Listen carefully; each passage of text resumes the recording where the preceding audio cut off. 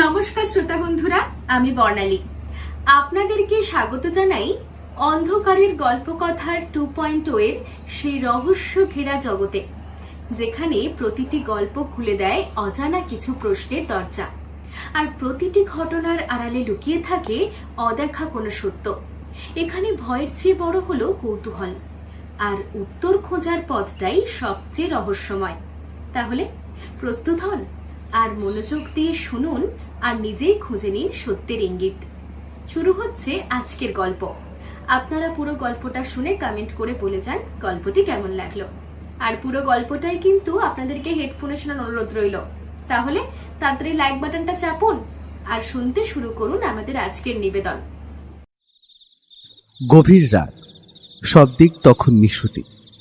হঠাৎ শোনা গেল আগুন আগুন আগুন আগুন, পালাও পালাও সবাই, আপনি লেলিহান শিখা দেখো, আগুনে পালাও পালাও সবাই, করবে আগে কলকে ডাক, জল চাই প্রচুর।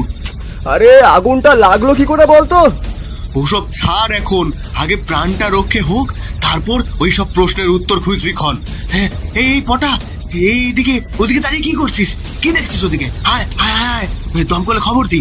টেলিফোন তো সেই ওই ঘরেই, ওখানেই যেতে হবে আমাদের। এই ঘরে নেই। এই বলছি, রতনটা কোথায় গেল বলতো? আগুন লাগার পর থেকে তোকে দেখছি না। কি বলিস রে? হয়তো ছেলেটা প্রাণের ভয়ে দৌড় মেরেছে। চল আগে দমকলকে খবরটা দি।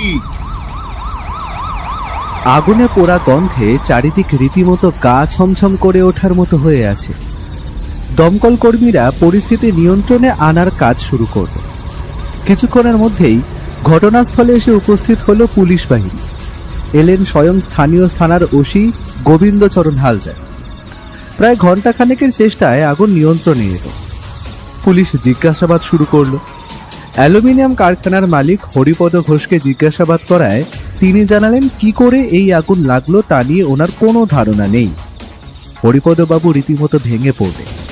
তার কারখানার একটা অংশ প্রায় ঝলসে গেছে।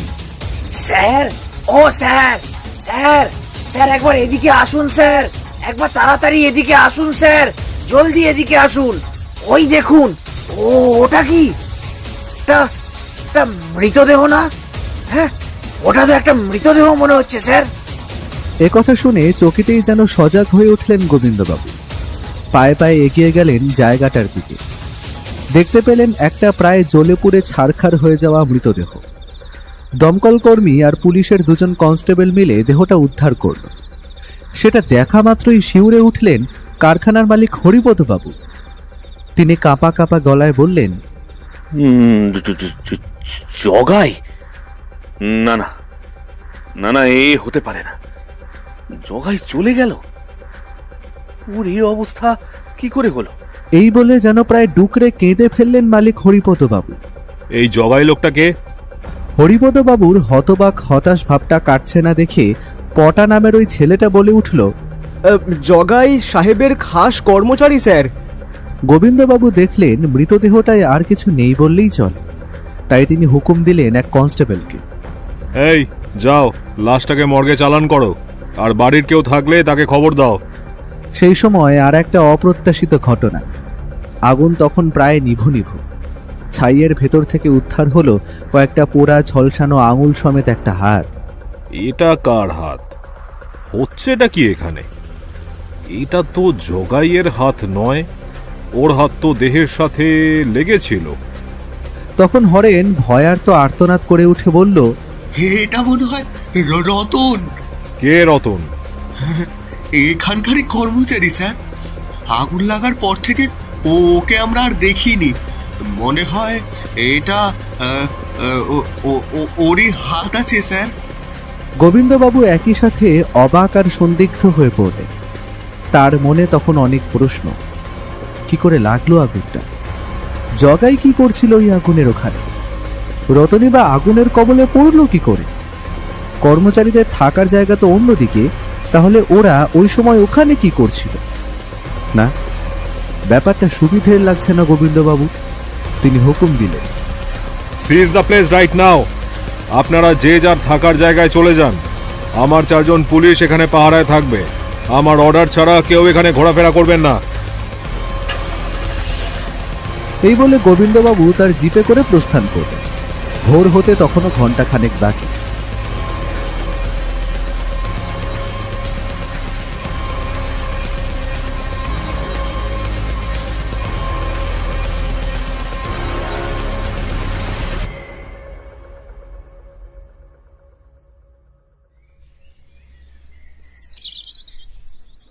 আজকের সকালটা বেশ অন্যরকম, কারণ বৌঠান বাড়িতে নেই, গেছে দাদার বাড়িতে। সঙ্গে গেছে খোকা আর পুটিরা। তাই ঘুম থেকে উঠেই বুঝতে পেরেছিলাম আজকে থেকে শুরু করে বেশ কয়েকটা দিন ওই ভালো মন্দ খাওয়া দাওয়াটা আর জুটবে না। তাই প্রাতকৃত্যাদি সেরে বসার ঘরে গেলাম। দেখি ভায়া সেখানে বসে রয়েছে আর তীক্ষ্ণ দৃষ্টিতে খবরের কাগজের খবরগুলো যেন গিলে খাচ্ছে। সামনের টেবিলে দেখি রাখা একটা খালি চায়ের কাপ। ভায়াকে বললাম, কি হে ভায়া, একা একাই চা পান সেরে ফেললে নাকি?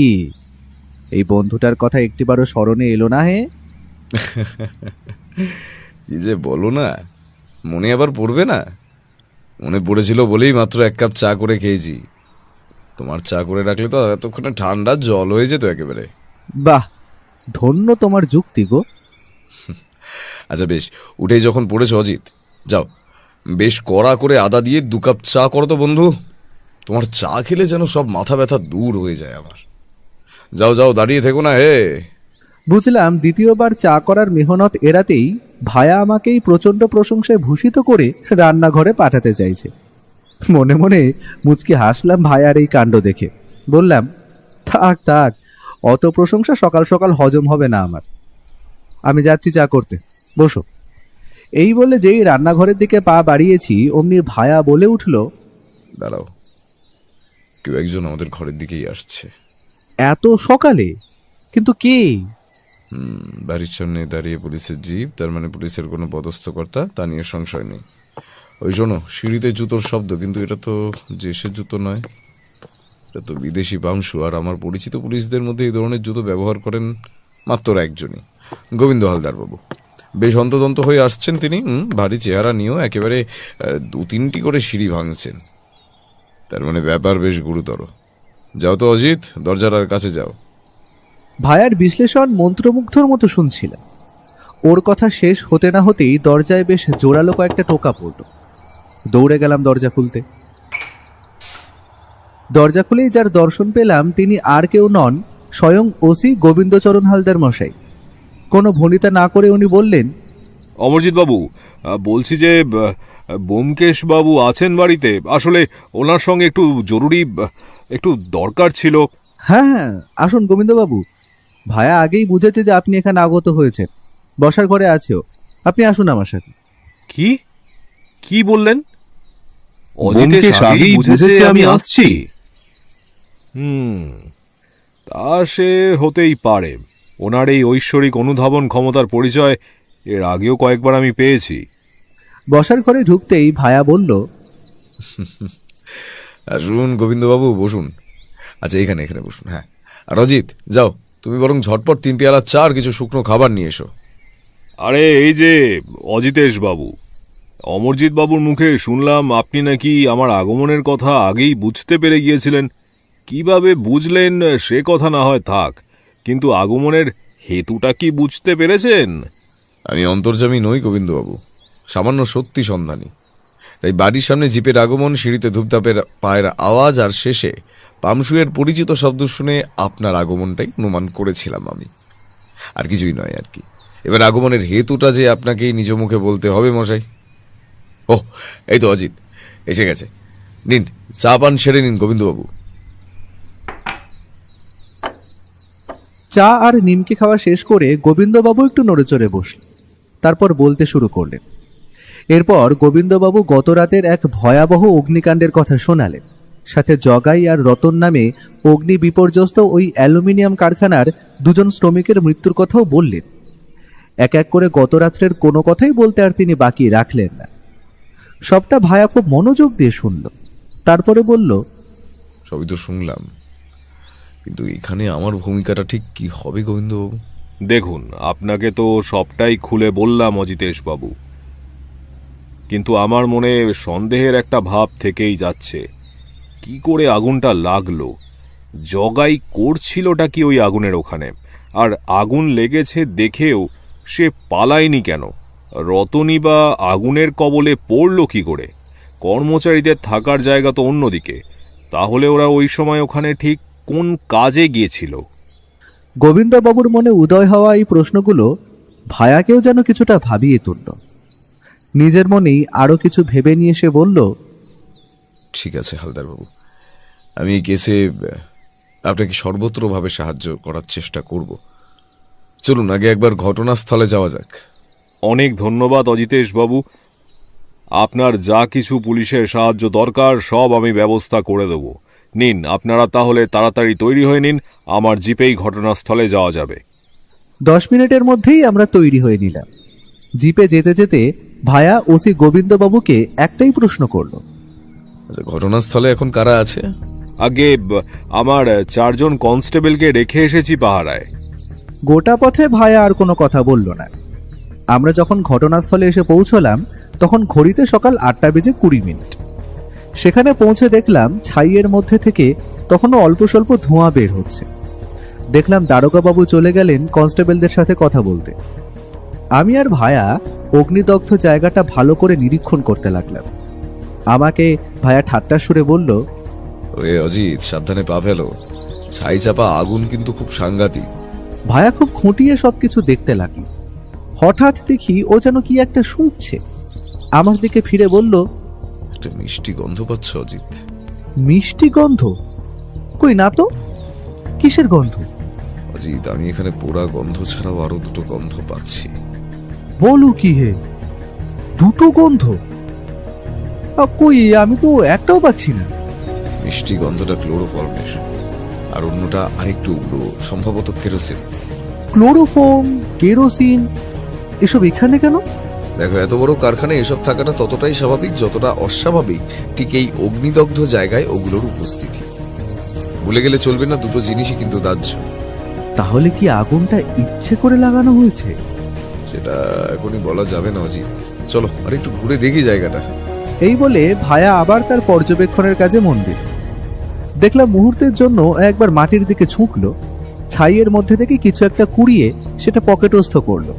আমায় বলল, একদম চুপ, হালদার মশাই আসছেন, যা বলার আমি তাকে বলবো, তুমি এখন মুখ খোলো না অজিত। এরপরেই আমাদের পাশে এসে উপস্থিত হলেন গোবিন্দবাবু। ভায়াকে উদ্দেশ্য করে তিনি বললেন, কিছু কি বুঝতে পারলেন অজিতেশ বাবু? ভায়া গোবিন্দবাবুকে সবিস্তারে প্রায় সবটাই বলল। শুধু ও যে কি একটা কুড়িয়ে পকেটে ভরেছে শুধু সে কথাটা চেপে গেল। গন্ধের কথা শুনে গোবিন্দবাবুও বেশ অবাক হলেন। এরপর আমরা কারখানার অধীনস্থ গোডাউনগুলো দেখলাম, সবই তালাবন্ধ। সবকটার বাইরেই প্রায় লেখা কোনটা কি রাখার জন্য ব্যবহার করা হয়। কোনটা বক্সাইট, কোনটা চুন, কয়েকটাই আবার নানা ধরনের অ্যাসিড, ক্লোরোফর্ম আর কেরোসিনের গুদামও দেখলাম। আরও দুটো গুদাম আছে একটু অন্যদিকে, যদিও সে দুটোতে লেখা নেই কিসের গুদাম। একটু বিশ্রী গন্ধ আসছিল সেখান থেকে। ভায়া জিজ্ঞেস করায় হালদার মশাই জানালেন যে এই কারখানায় অ্যালুমিনিয়াম শিল্পের পাশাপাশি সার তৈরির কাজও হয়। সেজন্যই আবর্জনা ও জন্তু জানোয়ারের পচা গলা দেহ ওখানে রাখা থাকে হয়তো। কথা শুনে ভায়া তখন আর কিছু বলল না। এরপর আরো কিছুক্ষণ আমরা সব দিক ভালো করে দেখলাম। ভায়া তারপর দারোগাবাবুকে বলল, কারখানার কর্মচারীরা সব কোথায়? তাদের সঙ্গে কথা বলতে পারলে ভালো হয় আর কি। কর্মচারীরা এখন এখানে নেই, যে যার বাড়ি চলে গিয়েছে। কারখানা কবে খুলবে তার কোনো ঠিক নেই, তাই তাদের প্রস্থান। ঠিক আছে, কালকে সকাল 10টায় ওই কর্মচারীদের ডেকে পাঠান এই আপনার থানায়। আমি সেখানেই তাদের জিজ্ঞাসাবাদ করব। আর হ্যাঁ, তারপর আমরা যাব মালিক হরিপদ বাবুর বাড়িতে। এরপর পুলিশ জিপে আমি আর ভায়া উঠে বসলাম। বেলা প্রায় তখন 12টা। ভায়া বলল, গোবিন্দবাবু, আমাদেরকে বাড়ির সামনে নামানোর প্রয়োজন নেই, বড় রাস্তার মোড়ে নামিয়ে দিলেই চলবে। গোবিন্দবাবু কিছুটা অবাক হলেন, জিজ্ঞাসু দৃষ্টিতে আমার দিকে তাকালেন। আমিও ঠিক বুঝতে পারিনি যে ভায়া কি ভাবছে। আমাদের মনের প্রশ্নটা মনে হয় ভায়া বুঝতে পারল, তাই অট্টহাসি করে বলল, আরে এতেও আপনারা রহস্য খুঁজতে বসলেন নাকি? হ্যাঁ, আসলে বুঝলেন গোবিন্দবাবু, আপনার বৌঠান বাড়িতে নেই, আর পুটিরামও নেই, তাই আহারা দিয়ে আমাদেরকেই রাঁধতে হবে, অথবা বাইরে থেকে কিনে যেতে হবে। এত বেলায় আর রান্না করতে মন চাইছে না, তাই বললাম বড় রাস্তার মোড়ে নামাতে আর কি। ওখানে একটা ভালো ভাতের হোটেল রয়েছে, মন চাইছে ওখানেই কবজি ডুবিয়ে মধ্যাহ্ন ভোজটা সেরে নেব আর কি। গোবিন্দবাবুর জিপ আমাদের বড় রাস্তার মোড়ে নামিয়ে দিয়ে চলে গেল, আর আমরাও এরপর নানাবিধ উপাদেয় পদসহযোগে দুপুরের খাওয়া সেরে ঘরে ফিরলাম। সকাল থেকে খাটাখাটনির পর পেটে ভাত পড়তে চক্ষু দুটো যেন হাল ছেড়ে দিল। আমার ঘরে গিয়ে আমি শুয়ে পড়লাম, কিন্তু ভায়া কি যেন একটা ভাবছে বাইরে বসার ঘরে। ও মস্তিষ্কের পরিশ্রম করে চলেছে, আর আমি কিনা খেয়ে দিয়ে ঘুম দিচ্ছি। ঠিক আমাকে নিজেকে ধিক্কার দিতে দিতে এক সময় আমার চোখ বন্ধ হয়ে এলো। ঘুম যখন ভাঙলো তখন সন্ধ্যা নেমেছে। ঘুম জড়ানো চোখে দেখলাম ঘড়ির কাঁটায় তখন 6:30। দেখলাম বসার ঘরটা খালি, টেবিলে পড়ে আছে একটা পুরনো খবরের কাগজ। ভায়া বাড়িতে নেই, কোথাও একটা গেছে। আমি আর কি করব, অগত্যা আমার লেখালেখির কাজ নিয়েই বসলাম। ভায়া ফিরল ওই প্রায় রাত 8:30 নাগাদ। ওর হাতে দেখলাম একটা খাবারের থলি। ঘরে প্রবেশ করেই ও বলল, এই যে ভাইয়া, চলো খেয়ে নি। আর ওকে দোকানে গরম রুটি, আলু পটল ভাজা আর ডিম তরকা এনেছি। সে তো বুঝলাম, কিন্তু তুমি গেছিলে কোথায়? সব কথা বলছি, আগে খেয়ে নি চলো। খাওয়া সেরে আমরা দুজন দুটো সিগারেট ধরিয়ে বসার ঘরে এলাম। ভায়াকে বললাম, এবার বলো তো, কোন সান্ধ্য অভিযানে বেরিয়েছিলে? অভিযান ঠিক নয়, ভ্রমণ বলতে পারো।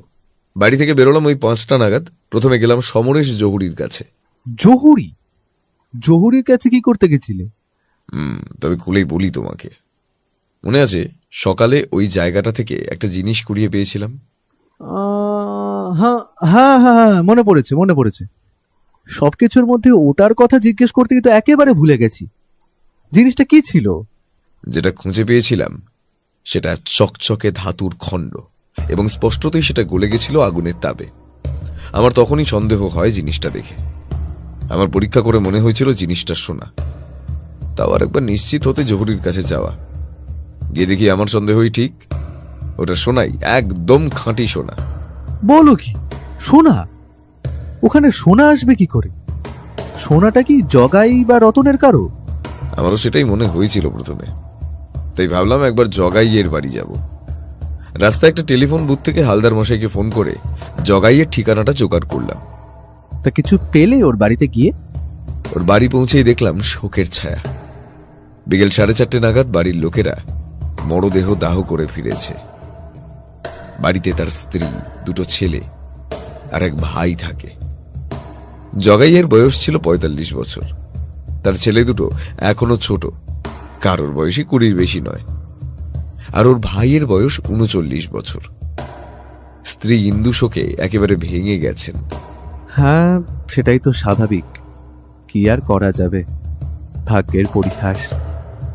কিন্তু ওদের সাথে কথা বলে কোনো সূত্র কি পেলে? সূত্র পেয়েছি তা ঠিক বলবো না, তবে কয়েকটা গুরুত্বপূর্ণ তথ্য অবশ্যই পেয়েছি। এরপর ভায়া যা বলল তা অনেকটা এই রকম। জগাই প্রায় 16 বছর ধরে হরিপদ বাবুর কারখানায় কাজ করতেন। প্রথম মালিকের সঙ্গে খুব একটা সদ্ভাব না থাকলেও পরের দিকে সে মালিকের প্রিয় হয়ে ওঠে। মালিকের সঙ্গে তার এই দহরম মহরম গত 2-3 বছরে বেশ বেড়েছিল। জগাই প্রায় রাতে বাড়িতে আসতো না, বলতো কারখানায় কাজ আছে। কারখানায় ঠিক কোন জায়গায় কাজ করতো জগাই, সেটা ওর বাড়ির লোক জানে না। জগাইয়ের কাছে সোনা বলতে শুধু একটা সোনার আংটি ছিল, কিন্তু সেটা সে অনুষ্ঠানের দিন ছাড়া কখনো পরতো না, আর সেটা এখনো ওর বাড়িতেই আছে। এতটা পর্যন্ত শুনে আমি বললাম, তার মানে আংটিটা জগাইয়ের নয়? না, জগাইয়ের নয়। আর এটা ভুলে যেও না অজিত, যে জিনিসটা আদৌ আংটি নাকি অন্য কিছু সেটা কিন্তু আমরা এখনো বুঝতে পারিনি। তাহলে এখন? কালকে রতনের বাড়িতে খোঁজ নিতে হবে। শুভরাত্রি অজিত, আমি উঠি, কয়েকটা কাজ আছে। এই বলে ভায়া নিজের ঘরে চলে গেল। আমি আমার ঘরে গিয়ে কিছুক্ষণ কাজ করে শুয়ে পড়লাম। পরদিন সকালে উঠে দেখলাম ভায়া বসার ঘরে খবরের কাগজ পড়ছে। তার ভ্রু কুঞ্চিত। সেই ভ্রুয়ের কুঞ্চন আমার অচেনা নয়। ভায়াকে কোনো একটা বিষয় নিয়ে প্রচন্ড বিচলিত করে তুলেছে। আমি মুখ ধুয়ে এসে ওর কাছে বসলাম। বললাম, কি হয়েছে, তোমায় এত চিন্তিত লাগছে কেন? ভাইয়া, ও তুমি উঠে পড়েছ? এই দেখো, এই খবরটা পড়ো। এই বলে ভায়া আমার দিকে আজকের কাগজটা এগিয়ে দিল। ও যে খবরটার দিকে ইঙ্গিত করলো সেদিকে চোখ দিলাম। খবরটার শিরোনাম, খাস কলকাতা শহর থেকে ডাক্তার নিখোঁজ। খবরটা সংক্ষেপেই এখানে উল্লেখ করছি। গত পরশু সন্ধ্যার পর থেকেই নিখোঁজ বিখ্যাত মনোরোগ বিশেষজ্ঞ ও গবেষক ডাক্তার অনিমেষ রায়। ওই দিন সন্ধ্যায় শেষবার তাকে দেখা যায় নিজের চেম্বারেই। পুলিশ খোঁজ চালাচ্ছে গতকাল থেকেই, কিন্তু এখনো কোনো খোঁজ খবর পাওয়া যায়নি। পরিবারের সকলে উৎকণ্ঠা ভরা মনে একটা খবরের আশায় বসে রয়েছে। খবরটা পড়া শেষ করে ভায়াকে বললাম, হ্যাঁ সে তো পড়লাম, কিন্তু এই খবরে তুমি এতটা চিন্তিত কেন? ওহ ভাইয়া, তুমি চোখ থাকতেও অন্ধ নাকি? কেন, কি হলো আবার? না বললে বুঝবো কি করে বলো তো? ডাক্তারের চেম্বারের ঠিকানাটা খেয়াল করলে না বন্ধু? ওর কথায় আর একবার ভালো করে দেখলাম ঠিকানাটা। এবার আমারও চমকে ওঠার পালা। চেম্বারের ঠিকানা আর ওই কারখানার ঠিকানা প্রায় একই। মানে চেম্বার আর কারখানার মধ্যে দূরত্ব মাত্র 5 থেকে 7 মিনিটের। আমি বললাম, তাহলে কি এই ডাক্তার অনিমেষ রায়ের চেম্বার আর হরিপদবাবুর কারখানার মধ্যে কোনো যোগাযোগ রয়েছে? সেটাই তো আমাদের খুঁজে বের করতে হবে। বিষয়টা নিতান্ত কাকতালীয় বলে মনে হয় না। ঠিক যে সন্ধ্যার পর থেকে ডাক্তারবাবু নিখোঁজ হলেন সেই রাতেই আগুন লাগলো কারখানায়। না অজিত, না, ব্যাপারটাকে আর খুব একটা সরল বলে তো মনে হচ্ছে না। হে, এই পর্যন্ত বলে ভায়া উঠে গেল তার শোয়ার ঘরে। শুনতে পেলাম সে হালদার বাবুকে টেলিফোন করল। কি কথাবার্তা হলো তা ঠিক শুনতে পেলাম না। মিনিট 10 পর ও ঘর থেকে বেরিয়ে। আমি ওকে বললাম, তো ইন্সপেক্টর সাহেবের সাথে কি কথা হলো? দুটো কথা বললাম। প্রথমত ওনাকে খোঁজ নিতে বললাম যে হরিপদ বাবুর নামে ওই কারখানার কোনো ইন্স্যুরেন্স ছিল কিনা, আর থাকলে তার অর্থগত পরিমাণটা কত। দ্বিতীয়ত আমি ওনাকে বলেছি এই অগ্নিবিধ্বস্ত কারখানা থেকে পাহারা তুলে নিতে, আর মালিককে খবর পাঠাতে যেন কারখানার কাজকর্ম যত শীঘ্র সম্ভব শুরু করতে। কিন্তু তুমি হঠাৎ পাহারা তুলে নিতে বললে কেন? এতে তো আমাদেরই তদন্তের সমস্যা হবে। আসলে বুঝলে ভাইয়া, আমরা এখন তদন্তের এমনই একটা জায়গায় দাঁড়িয়ে আছি যেখানে আমাদের কাছে আর সূত্র নেই। আমরা একটা জায়গায় যেন আটকে গেছি। আমাদের এগোতে হবে। আমার মন বলছে ওই কারখানাতেই কিছু একটা রহস্য আছে, আর এটাও বারবার মনে হচ্ছে কারখানা খুললেই যেন ওখানে কিছু একটা ঘটবে। কিন্তু তুমি তো এখনো কারখানার মালিকের সাথে কথাই বললে না। সবকিছু কি আর ওই গতে বাঁধা নিয়মে চলে অজিত? আর মনে রেখো, আগুন কিন্তু সবসময় শুধু জ্বলে না, বরং কথা বলে। ভাইয়ার শেষ কথাগুলো বুঝতে পারলাম না, তাই জিজ্ঞাসু দৃষ্টি নিয়ে ভাইয়ার দিকে তাকাল। কিন্তু ও যেন আমাকে আর কোনো গুরুত্বই দিল না। উঠে দাঁড়িয়ে বলল, চলো অজিত, তৈরি হয়ে নাও, বেরোবো, থানায় যেতে হবে। এবার কারখানার কর্মচারীদের জিজ্ঞাসাবাদের পালা। আমরা মিনিট 15-র মধ্যে বেরিয়ে পড়লাম। একটা ট্যাক্সি ধরে আমি আর ভায়া গেলাম থানায়।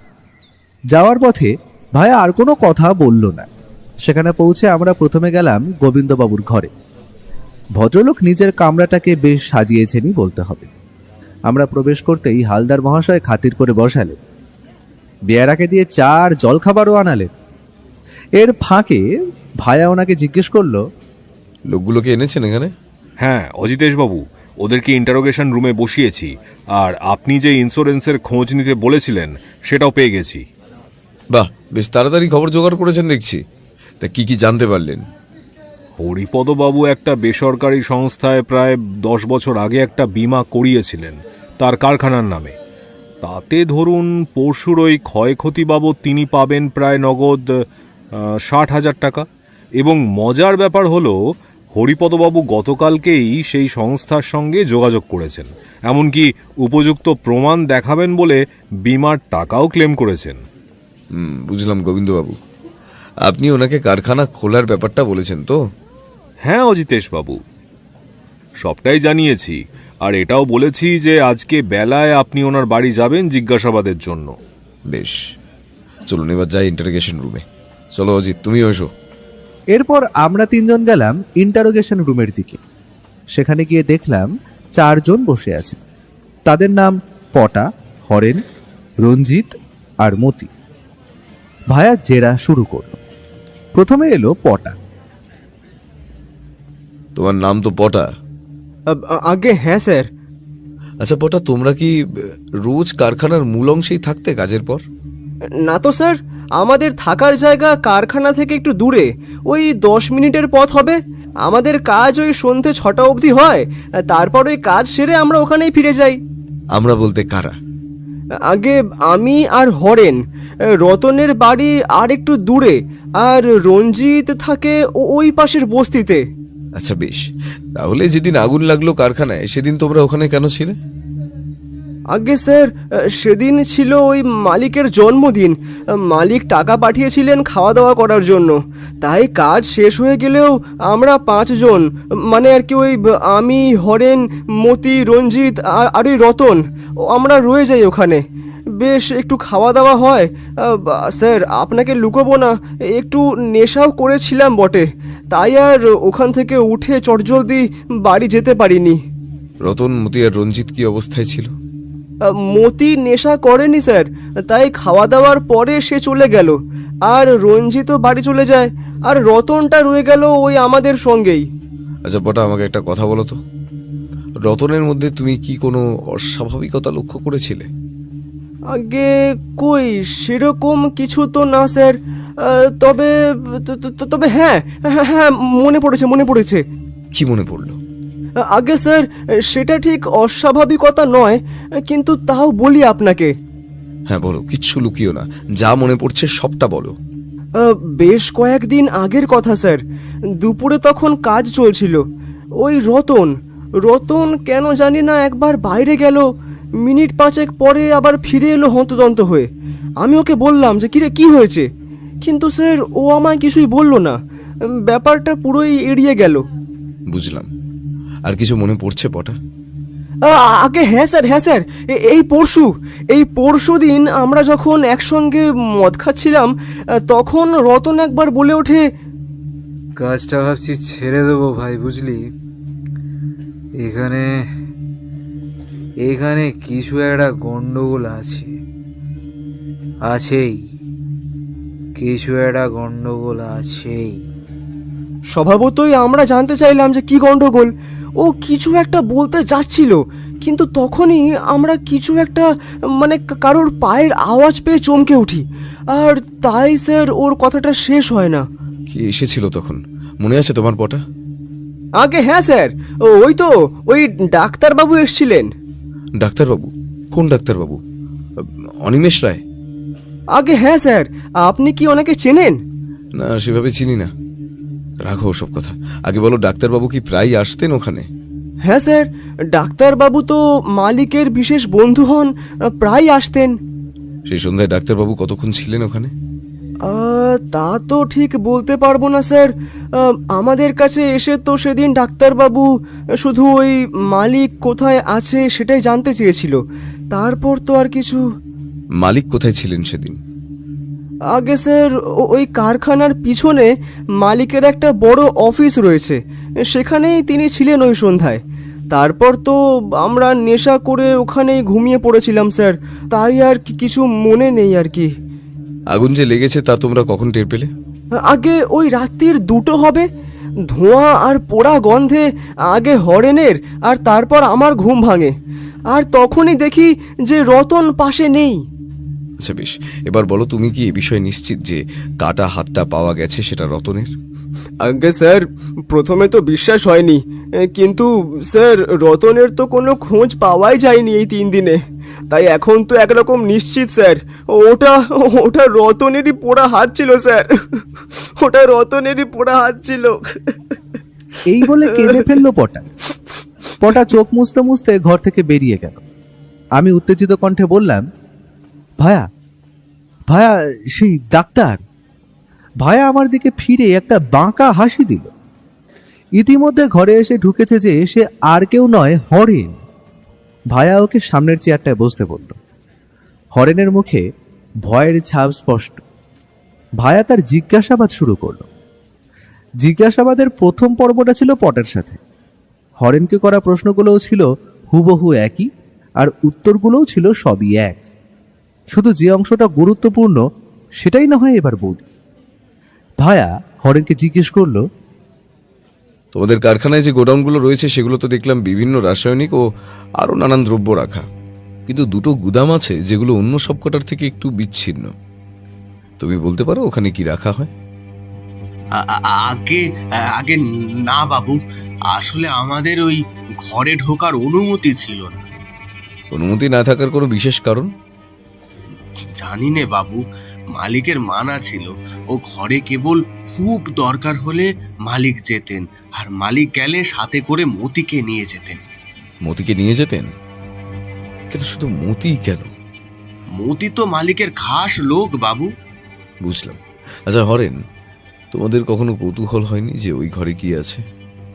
আগে তা হয়নি। আবার মতিকে তো মাঝে মধ্যেই জানতে চাইতাম ওর কাছে যে ওই ঘরে কি আছে। মতি হয় এড়িয়ে যেত, না হলে বলতো মরা গরু ছাগল আর নোংরা আবর্জনা থাকে ওখানে। একবার তো আমি নিজেই দেখতে গেছিলাম ওই ঘরের তালা ভেঙে, কিন্তু মতি আমায় দেখে ফেলে। সে আমায় শাসিয়েছিল যে এইসব আর যেন আমি চেষ্টা না করি, আর যদি আবার করি তাহলে সে মালিককে বলে আমার চাকরি খেয়ে দেবে। তারপর থেকে আর ওই মুখো হইনি। আমরা আদার ব্যাপারী বাবু, জাহাজের খবর জানতে গিয়ে নিজের লোকসান করে লাভ কি বলুন তো? আচ্ছা বেশ। জগাই লোকটা কেমন হে হরেন? জগাই জগাই তো খুব খারাপ বলে জানি নে। মালিকের ডান হাত বলতে পারেন। মালিক কোনো ডিল ফাইনাল করতে গেলে জগাইকে নিয়ে যেতেন। কি করে যে বেচারাটা আগুনে পুড়ে গেল, উফ, সবই ভাগ্য। আচ্ছা ডাক্তার অনিমেষ রায়কে চেনো তুমি? আগে হ্যাঁ বাবু, চিনি বই কি। খুব ভালো মানুষ। উনি আমাদের প্রতিবার পুজোয় টাকা দিতেন ভালোবেসে। মালিকেরও তো খুবই ভালো বন্ধু ছিলেন উনি। আমাদের শরীর খারাপ করলে উনি তো ওষুধ বাতলে দিতেন। কিন্তু উনি তো মনের অসুখের ডাক্তার, তাহলে তোমার ওষুধ দিতেন কেমন করে? আগে ওনার তো নিজের হাসপাতাল আছে, পাগলদের এনে রাখেন ওখানে। এই তো আমাদের কারখানার কাছে হাসপাতাল, কিন্তু হাসপাতালে ডাক্তারবাবু সব রোগের ওষুধই দেন। আচ্ছা বুঝলাম হরেন, অনেকগুলো ভালো ভালো তথ্য দিয়েছো তুমি। এবার তুমি আসতে পারো। হরেন ঘর থেকে বেরিয়ে গেল। আমি ভায়াকে বললাম, এসব কি হচ্ছে? সবকিছুই তো কিরকম গলিয়ে যাচ্ছে গো আমার। এই তো সবে শুরু, জল এখনো অনেক দূর গড়াবে। এরপর ঘরে এলো রঞ্জিত। দেখলাম ভায়া রঞ্জিতকে নতুন কিছু জিজ্ঞেস করলো না। 5-6 মিনিটের সংক্ষিপ্ত জিজ্ঞাসাবাদ শেষে রঞ্জিত চলে গেল। কিছুক্ষণের মধ্যেই ঘরে ঢুকলো মতি। মুখে একটা অদ্ভুত উগ্র ভাব, যেন কাউকেই তোয়াক্কা করে না। ভায়া কিছু বলার আগেই সে সামনের চেয়ারটায় বসল। ভায়া তাকে খানিকক্ষণ তীক্ষ্ণ দৃষ্টিতে নিরীক্ষণ করে বলল, মতি, যেদিন তোমাদের কারখানায় আগুন লাগলো সেদিন তুমি সন্ধ্যায় কখন বাড়ি গিয়েছিলে? তা ধরুন ওই 8টার সময় হবে। সেদিন মালিকের জন্মদিন ছিল, তাই বিকাল থেকে সন্ধ্যা কারখানাতে ফুর্তি করছিলাম আমরা। তারপর ওই রতন, হরেন আর পটা রয়ে গেল। প্রথমে রঞ্জিত, আর তারপর আমি বাড়ি চলে আসি। আচ্ছা বেশ, আগুন লাগার খবরটা পেলে কোত্থেকে? আগে মালিকই টেলিফোন করে জানিয়ে দিয়েছিলেন। আচ্ছা তোমার বাড়িতে টেলিফোন আছে? হ্যাঁ আছে, মালিকই ব্যবস্থা করে দিয়েছিলেন। বুঝলাম। আচ্ছা এই রতন ছেলেটা কেমন ছিল? 1 নম্বরের বজ্জাত। কাজে মন ছিল না, খালি মালিকের কাছে ব্যাকরা দেওয়ার চেষ্টা করতো। মরে গিয়ে ভালোই হয়েছে বেটা। তোমার কথায় স্পষ্ট যে তুমি রতনকে পছন্দ করতে না।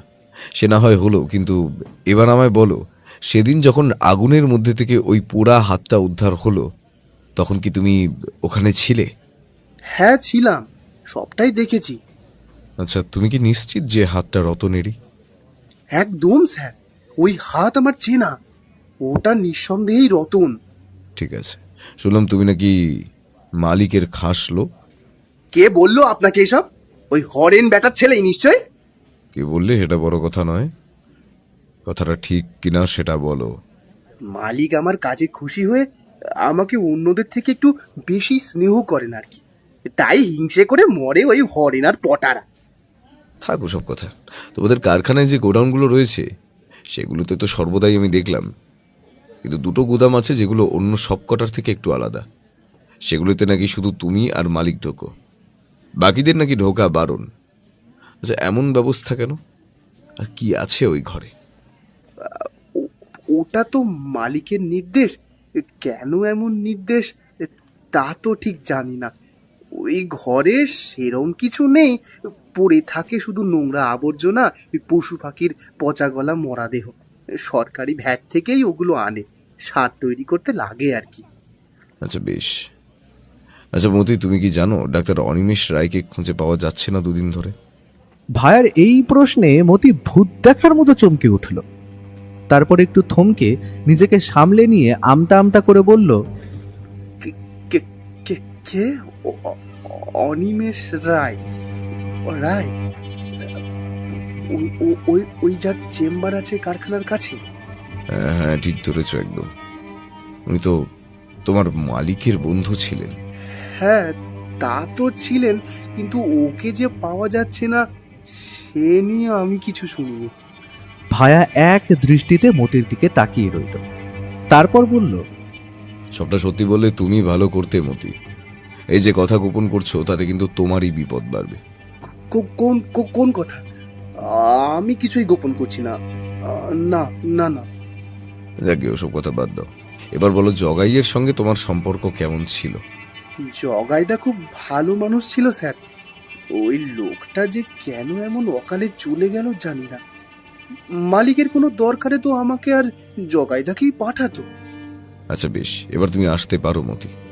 কাল থেকে তো কারখানা খুলছে, কাজে আসবে তো? হ্যাঁ, সে তো আসতেই হবে। রুজি রোজগার তো আর বন্ধ করলে চলবে না। এইবার মতি ঘর থেকে বেরিয়ে গেল। আমি বললাম, কি বুঝছো ভায়া? কেসটা যতটা সহজ ভাবছিলাম ততটা নয় হে অজিত, অনেক রহস্য আছে। আর এই মতি ও কিছু কথা গোপন করছে, কিন্তু সেটা যে ঠিক কি তা বুঝতে হলে আরো গভীরে ঢুকতে হবে কেসটার। না চলো এবার বেরোনো যাক, হরিপদবাবুর বাড়িতেও তো যেতে হবে। এরপর আমরা অফিসার গোবিন্দ হালদারের সাথে সাক্ষাৎ করে হরিপদবাবুর বাড়ির পথে রওনা হলাম।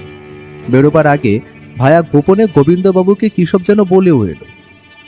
আমরা বেরোবার সময় গোবিন্দবাবু আমাদের পুলিশি গাড়ি দিতে চাইছিলেন যাতায়াতের জন্যে, কিন্তু ভায়া রাজি হলো না। তাই আমরা একটা ট্যাক্সি ভাড়া করেই হরিপদবাবুর বাড়ির পথে রওনা দিলাম। প্রায় 15 মিনিট পরে আমাদের গাড়ি যেখানে থামলো সেই জায়গাটা কিছুটা শুনশান। ট্যাক্সি থেকে নেমে দেখলাম একটা 3 তলা বাড়ি, রং সাদা, সামনে লোহার দরজা, আর গাড়ি রাখার ঘরটাও আমাদের নজর এড়ালো না। বাড়ির চেহারা দেখে এটুকু স্পষ্ট যে বাড়ির কর্তা বেশ ধনী ব্যক্তি। আমরা মূল বাড়িতে প্রবেশ করতেই স্বয়ং গৃহকর্তা হরিপদবাবু এসে আমাদেরকে অভ্যর্থনা করলেন। তার বয়স ওই 50-এর কাছে। আমি আর ভায়া ওনার বসার ঘরে সোফাতে গিয়ে বসলাম। ঘরের মধ্যে নানাবিধ আসবাব, সবই বেশ দামি। হরিপদবাবু তার বিয়ারাকে আমাদের জন্য চা আর জল খাবারের হুকুম দিতে বাইরে গেলেন। এর মধ্যেই দেখি ভায়া উঠে গিয়ে ঘরটার এদিক ওদিক কি সব দেখতে লাগলো। বেশ কয়েকটা ড্রয়ারও ঘেঁটে দেখল, কিন্তু হরিপদবাবু ফেরার ঠিক আগেই আবার সস্থানে এসে বসে পড়ল। ভায়াও না, কখন যে কি করে কোনো ঠিক নেই। কিছু সময় পরে হরিপদবাবু ঘরে ফিরে এসে বসলেন। এরপর ভাইয়ের দিকে ফিরে হরিপদবাবু বললেন, আরে গোয়েন্দা মশাই যে, আমার বাড়িতে কিসের খোঁজে আগমন? হরিপদবাবু, আপনার একটু ভুল হচ্ছে। আমি গোয়েন্দা নই, সত্যান্বেষী। আর আপনাকে কয়েকটা গুরুত্বপূর্ণ প্রশ্ন করতেও সেগুলো যথাযথ উত্তর জানতেই আমার এখানে আসা। তা বেশ, তা বেশ। বলুন বলুন বলুন, কি জানতে চান? যদিও আমি পুলিশকে সবটাই বলেছি, তাও আপনার অনুরোধটাও না হয় রাখলাম। আচ্ছা হরিপদবাবু, আমাকে বলুন যে আপনার এই কারখানার কি কোনো ইন্স্যুরেন্স ছিল? আগে হ্যাঁ ছিল, আর সেটা বাবদ এই আগুন লেগে যাওয়া ক্ষতির জন্যে আমি পাবো 50,000 টাকার বেশি। কিন্তু আপনি কি বলতে চাইছেন? আমি ইন্স্যুরেন্সের টাকা পাওয়ার জন্যে কারখানায় অগ্নিকাণ্ড ঘটিয়েছি? আমি কিন্তু বলিনি হরিপদবাবু, আপনি অযথাই উত্তেজিত হচ্ছেন। আমি তো কেবল জানতে চেয়েছি ছাড়ুন ওসব। আমাকে বলুন, আপনার কারখানায় যে রতন ছেলেটি কাজ করতো সে কেমন? 1 নম্বরের ফাঁকিবাজ বেয়াদব মশাই ওই রতনটা। আমার কাজে সব সময় ভাঙচি দিতে চাইতো। ওকে হয়তো আর কয়েকদিনের মধ্যেই আমি ছাঁটাই করতাম, তা বেটা ছেলে মরে গেছে, ল্যাটা চুকেছে। হরিপদবাবুর এই কথা শুনে মনে মনে ভাবলাম, লোকটা ধনী হলেও হৃদয়ে নির্মমতার কোনো কমতি নেই। ভায়া গলাটাকে আর একটু গম্ভীর আর তীক্ষ্ণ স্বরে বলল, জগাইয়ের কি আপনার সঙ্গে এর মধ্যে কোনো ঝামেলা হয়েছিল? কই না তো, ঝামেলা হতে যাবে কেন? কত ভালো ছেলেটা যে কি করে চলে গেল, হায় ঈশ্বর। বুঝলাম। আচ্ছা হরিপদবাবু, যে রাত্রে অগ্নিকাণ্ড হলো সেই সন্ধ্যায় ডাক্তার অনিমেষ রায় আপনার সঙ্গে দেখা করতে গিয়েছিলেন কেন? হরিপদবাবু প্রশ্নটা শুনে একটু থমকে গেলেন। তারপর যেন সবটা গুছিয়ে নেওয়ার ভাব করে বললেন, অনিমেষ আমার অনেক দিনের বন্ধু। যেদিন আগুন লাগে ওই দিন ছিল আমার জন্মদিন, তাই ওকে আমন্ত্রণ জানিয়েছিলাম আমার অফিসে। বুঝলাম। আপনার অফিস থেকে খাওয়া দাওয়া সেরে ডাক্তার কোথায় গেলেন? আমার অফিসে সব মিটলো ওই ধরুন ওই রাত 9:30 নাগাদ। তারপর তো অনিমেষ বেরিয়ে গেল, বললো চেম্বারে যাচ্ছে। এরপর যে কোত্থেকে কি হয়ে গেল, বেঘরে মারা পড়লো ভালো মানুষটা। ওহ, কিছুই বুঝতে পারছি না। এরপর হঠাৎই উঠে দাঁড়ালো ভায়া। এবার আমরা আসি হরিপদবাবু, কালকে কারখানা খুলুন, আশা করি সব ভালো হবে। এই বলে ভায়া ঘর থেকে বেরিয়ে গেল। ওর দেখা দেখে আমিও প্রস্থান করলাম। হরিপদবাবুর মুখ দেখে বুঝতে পারলাম, ভায়ার এই হঠাৎ প্রস্থানে তিনি যার পর নাই অবাক হয়েছেন। অবশ্য আমিও যে অবাক হইনি তা নয়। বাইরে বেরিয়ে ভায়াকে বললাম, কি হলো, হঠাৎ করে বেরিয়ে এলে যে এরকম? ভায়া আমার কথার কোনো জবাব দিল না। বুঝলাম সে কিছু একটা বুঝতে পেরেছে। সে শুধু গটগট করে হেঁটে চলল আর একটার পর একটা সিগারেট ধ্বংস করতে থাকলো। হঠাৎ ভায়া একটা খাবারের দোকানে ঢুকে একটা চেয়ার টেবিল দখল করে বসে পড়ল। আমাকে দেখে বলল, বড় খিদে পেয়েছে ভায়া, চলো আগে পেট পুজো করে নি। এই বলে সে ভাত, ডাল, আলু ভাজা আর পাবদা মাছের ঝোলের অর্ডার দিয়ে দিল হোটেলের এক বিয়ারাকে। এরপর আমাকে উদ্দেশ্য করে বলল, অজিত, তুমি বাড়ি ফিরে যাও। এখান থেকে সোজা একটা ট্যাক্সি ধরো আর বাড়িতে পৌঁছে আমার প্রতীক্ষা করো। তুমি বাড়িতে ফিরবে না? না অজিত, আমার কয়েকটা কাজ আছে, আমাকে যেতে হবে। কি কাজ বলো তো? সব জানতে পারবে, সব খুব তাড়াতাড়ি জানতে পারবে। একটু ধৈর্য ধরো অজিত। আচ্ছা, তোমাকে একটা দায়িত্ব দিচ্ছি আমি। কি দায়িত্ব?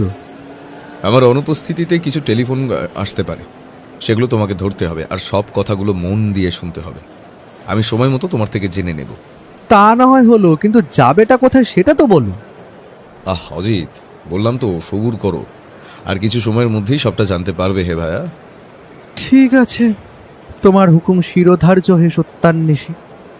কিন্তু আমায় শুধু এইটুকু বলো যে তুমি কি বুঝতে পেরেছো রহস্যটা নিয়ে, কারণ আমি তো এখনো ওই অথই জলিতেই আছি। ভায়া এক গরস ভাত মুখে তুলে বলল, কয়েকটা খুব দামি এবং অবাক করা সূত্র যে পেয়েছি তা অস্বীকার করব না। আর একটা বড় ধরনের পরিকল্পিত অপরাধ যে সংঘটিত হয়েছে সে নিয়েও আমি অনেকাংশে নিশ্চিত। কিন্তু ওই সূত্রগুলো যে ঠিক কোন সুতোয় বাঁধা সেটাই এখনো ভালো করে ধরতে পারছি না। অপরাধী কে তা কি তুমি বুঝতে পেরেছ? ভায়া এবার খানিকক্ষণ চুপ। একটু সময় পর সে নিজেই নীরবতা ভাঙল। আমার দিকে তাকিয়ে বলল, আমার মন বলছে অপরাধী একজন নয়, একাধিক জনের সঙ্গে যুক্ত, কিন্তু কার ভূমিকা কি তা আমি নিজেও এখনো জানি না। আমি আর কিছু জিজ্ঞেস ওকে করলাম না। খাওয়া সেরে আমরা বড় রাস্তার দিকে হাঁটা লাগালাম। দুজনে দুটো সিগারেট ধরিয়ে এগোচ্ছিলাম যে যার মতো। রাস্তার দুধারে কিছুটা বিক্ষিপ্ত জঙ্গল। বড় রাস্তায় না ওঠা অবধি ট্যাক্সিও পাবো না। কেসটা নিয়ে এ কথা সে কথা ভাবতে ভাবতে যাচ্ছিলাম বেখেয়ালি হয়ে। হঠাৎ পাশের জঙ্গল থেকে একটা পাথরের টুকরো সজোরে কেউ ছুঁড়ে মারল ভায়ার গায়ে। ভায়া এবার একটা আর্তনাদ করে উঠল, কিন্তু পর মুহূর্তেই ধাওয়া করলো জঙ্গলের ভিতরের দিকে। আমি তো তখনও হতবাক, দাঁড়িয়ে রয়েছি হতভম্বের মতো। কয়েক সেকেন্ড পর সজাগ হলাম আবার। দেখলাম আদলা পাথর খণ্ডটা পড়ে রয়েছে রাস্তার মাঝখানে। আমি সেটা তুলে নিলাম। বেশ ভারী, কম করে 250-300 গ্রামের তো হবেই। কিন্তু এ কি, একটা কাগজ দড়ি দিয়ে বাঁধা সেটার সঙ্গে। আমি দড়ির প্যাঁচ খুলে কাগজটাকে মুক্ত করলাম। দেখলাম তাতে লাল কালিতে লেখা, টিকটিকি, বেশি পিছনে লাগতে আসিস না, ধর থেকে মুড়ো আলাদা করে দেব, বাঁচতে চাইলে সব ছেড়ে চলে যা। আমি ভয় পেলাম। এই যে দেখছি দিনে দুপুরে হুমকি, কিন্তু কে এই হুমকি দাতা? এসবই ভাবছি, তার মধ্যে ভায়া ফিরল। বললাম, ভায়া, বলছি তোমার খুব বেশি লাগেনি তো? না, তেমন গুরুতর কিছু নয়, কিন্তু ব্যাটাকে ধরতে পারলাম না। এসব জঙ্গলের আড়ালে কোথায় যে মিলিয়ে গেল। এরপর আমি ভায়াকে ওই হুমকি চিঠিটা দেখালাম। ও খানিকক্ষণ নিঃশব্দে সেটা পড়ে অট্ট হাসিতে ফেটে পড়ল। তারপর হাসি থামিয়ে বলল, ভয় পেয়েছে, ওরা ভয় পেয়েছে। আমরা একদম ঠিক দিকে এগোচ্ছি, এভাবে হুমকি দেয় ভিতুরা। আমরা আবার হাঁটতে লাগলাম। বড় রাস্তায় পৌঁছতেই আমি একটা ট্যাক্সি পেয়ে গেলাম। ভায়াকে বিদায় জানিয়ে আমি বাড়ির পথে রওনা দিলাম। কি জানি এই দামাল ছেলেটার মাথায় কি ভূত চেপেছে, আবার যে কোথায় যাবে কি জানি। বাড়ি যখন পৌঁছালাম তখন দুপুর প্রায় 2টো। বসার ঘরে টেলিফোনের কাছে লেখালেখির কাজ নিয়ে বসলাম। কাজ করতে করতে কখন যে নিদ্রা দেবী আমার চোখে আশ্রয় নিলেন তা মনে পড়ছে না। ঘুম ভাঙলো টেলিফোনের একটা কর্কশ শব্দ। আমি তৎক্ষণাৎ উঠে গিয়ে ফোনটা ধরলাম। লাইনের ও প্রান্তের গলাটা আমার বেশ চেনা, গোবিন্দ হালদার মশাই। ভায়াকে না পেয়ে তিনি আমাকে বললেন ওকে যেন 2টো কথা আমি বলি। প্রথমত, সরকারি ভ্যাট থেকে যে ওই কারখানাতে বজ্রদ্রব্য আসে তা ঠিকই, আর দ্বিতীয়ত, ভায়া কাল সকালে যা যা ব্যবস্থা করে রাখতে বলেছিল তার প্রস্তুতি নেওয়া হয়ে গেছে। অবশ্য ভায়া কি ব্যবস্থা নিতে বলেছে তা হালদার মশাই আর ভেঙে বললেন। ফোন ছেড়ে আমি দেখলাম ঘড়ির কাঁটায় তখন বাজে বিকেল 4:15। আমি আর ঘুমালাম না, 1 কাপ চা করে এনে আবার নিজের কাজে মনোনিবেশ করলাম। দ্বিতীয় ফোনটা এলো ঠিক বিকেল 5টার সময়। এবার আর ওপারের গলার স্বর আমার চেনা নয়। ফোন করা সেই অজ্ঞাত পরিচয় লোকটা আমাকে বলল, অজিতদা, আমি প্রদীপ বলছি। বোমকেশদা আমাকে হরিপদ বলে একটা লোকের ওপর নজর রাখতে বলেছিল। লোকটার কাছে অন্য একটা মজুর গোছের লোক পরপর 2 বার দেখা করতে গেছে 45 মিনিটের ব্যবধানে। এই কথাটা দাদাকে জানিয়ে দিও। 2টো ফোনে যেন আমাকে কেসটা নিয়ে আবার ভাবতে বসালো। তাই নিজের কাজকর্ম লাটে তুলে আবার মনের মধ্যে কেসটা সম্পর্কিত নানান তথ্য তালগোল পাকাতে শুরু করলাম। কিন্তু ঘন্টাখানেক পরেও কিছুই ভেবে আর বার করতে পারলাম না।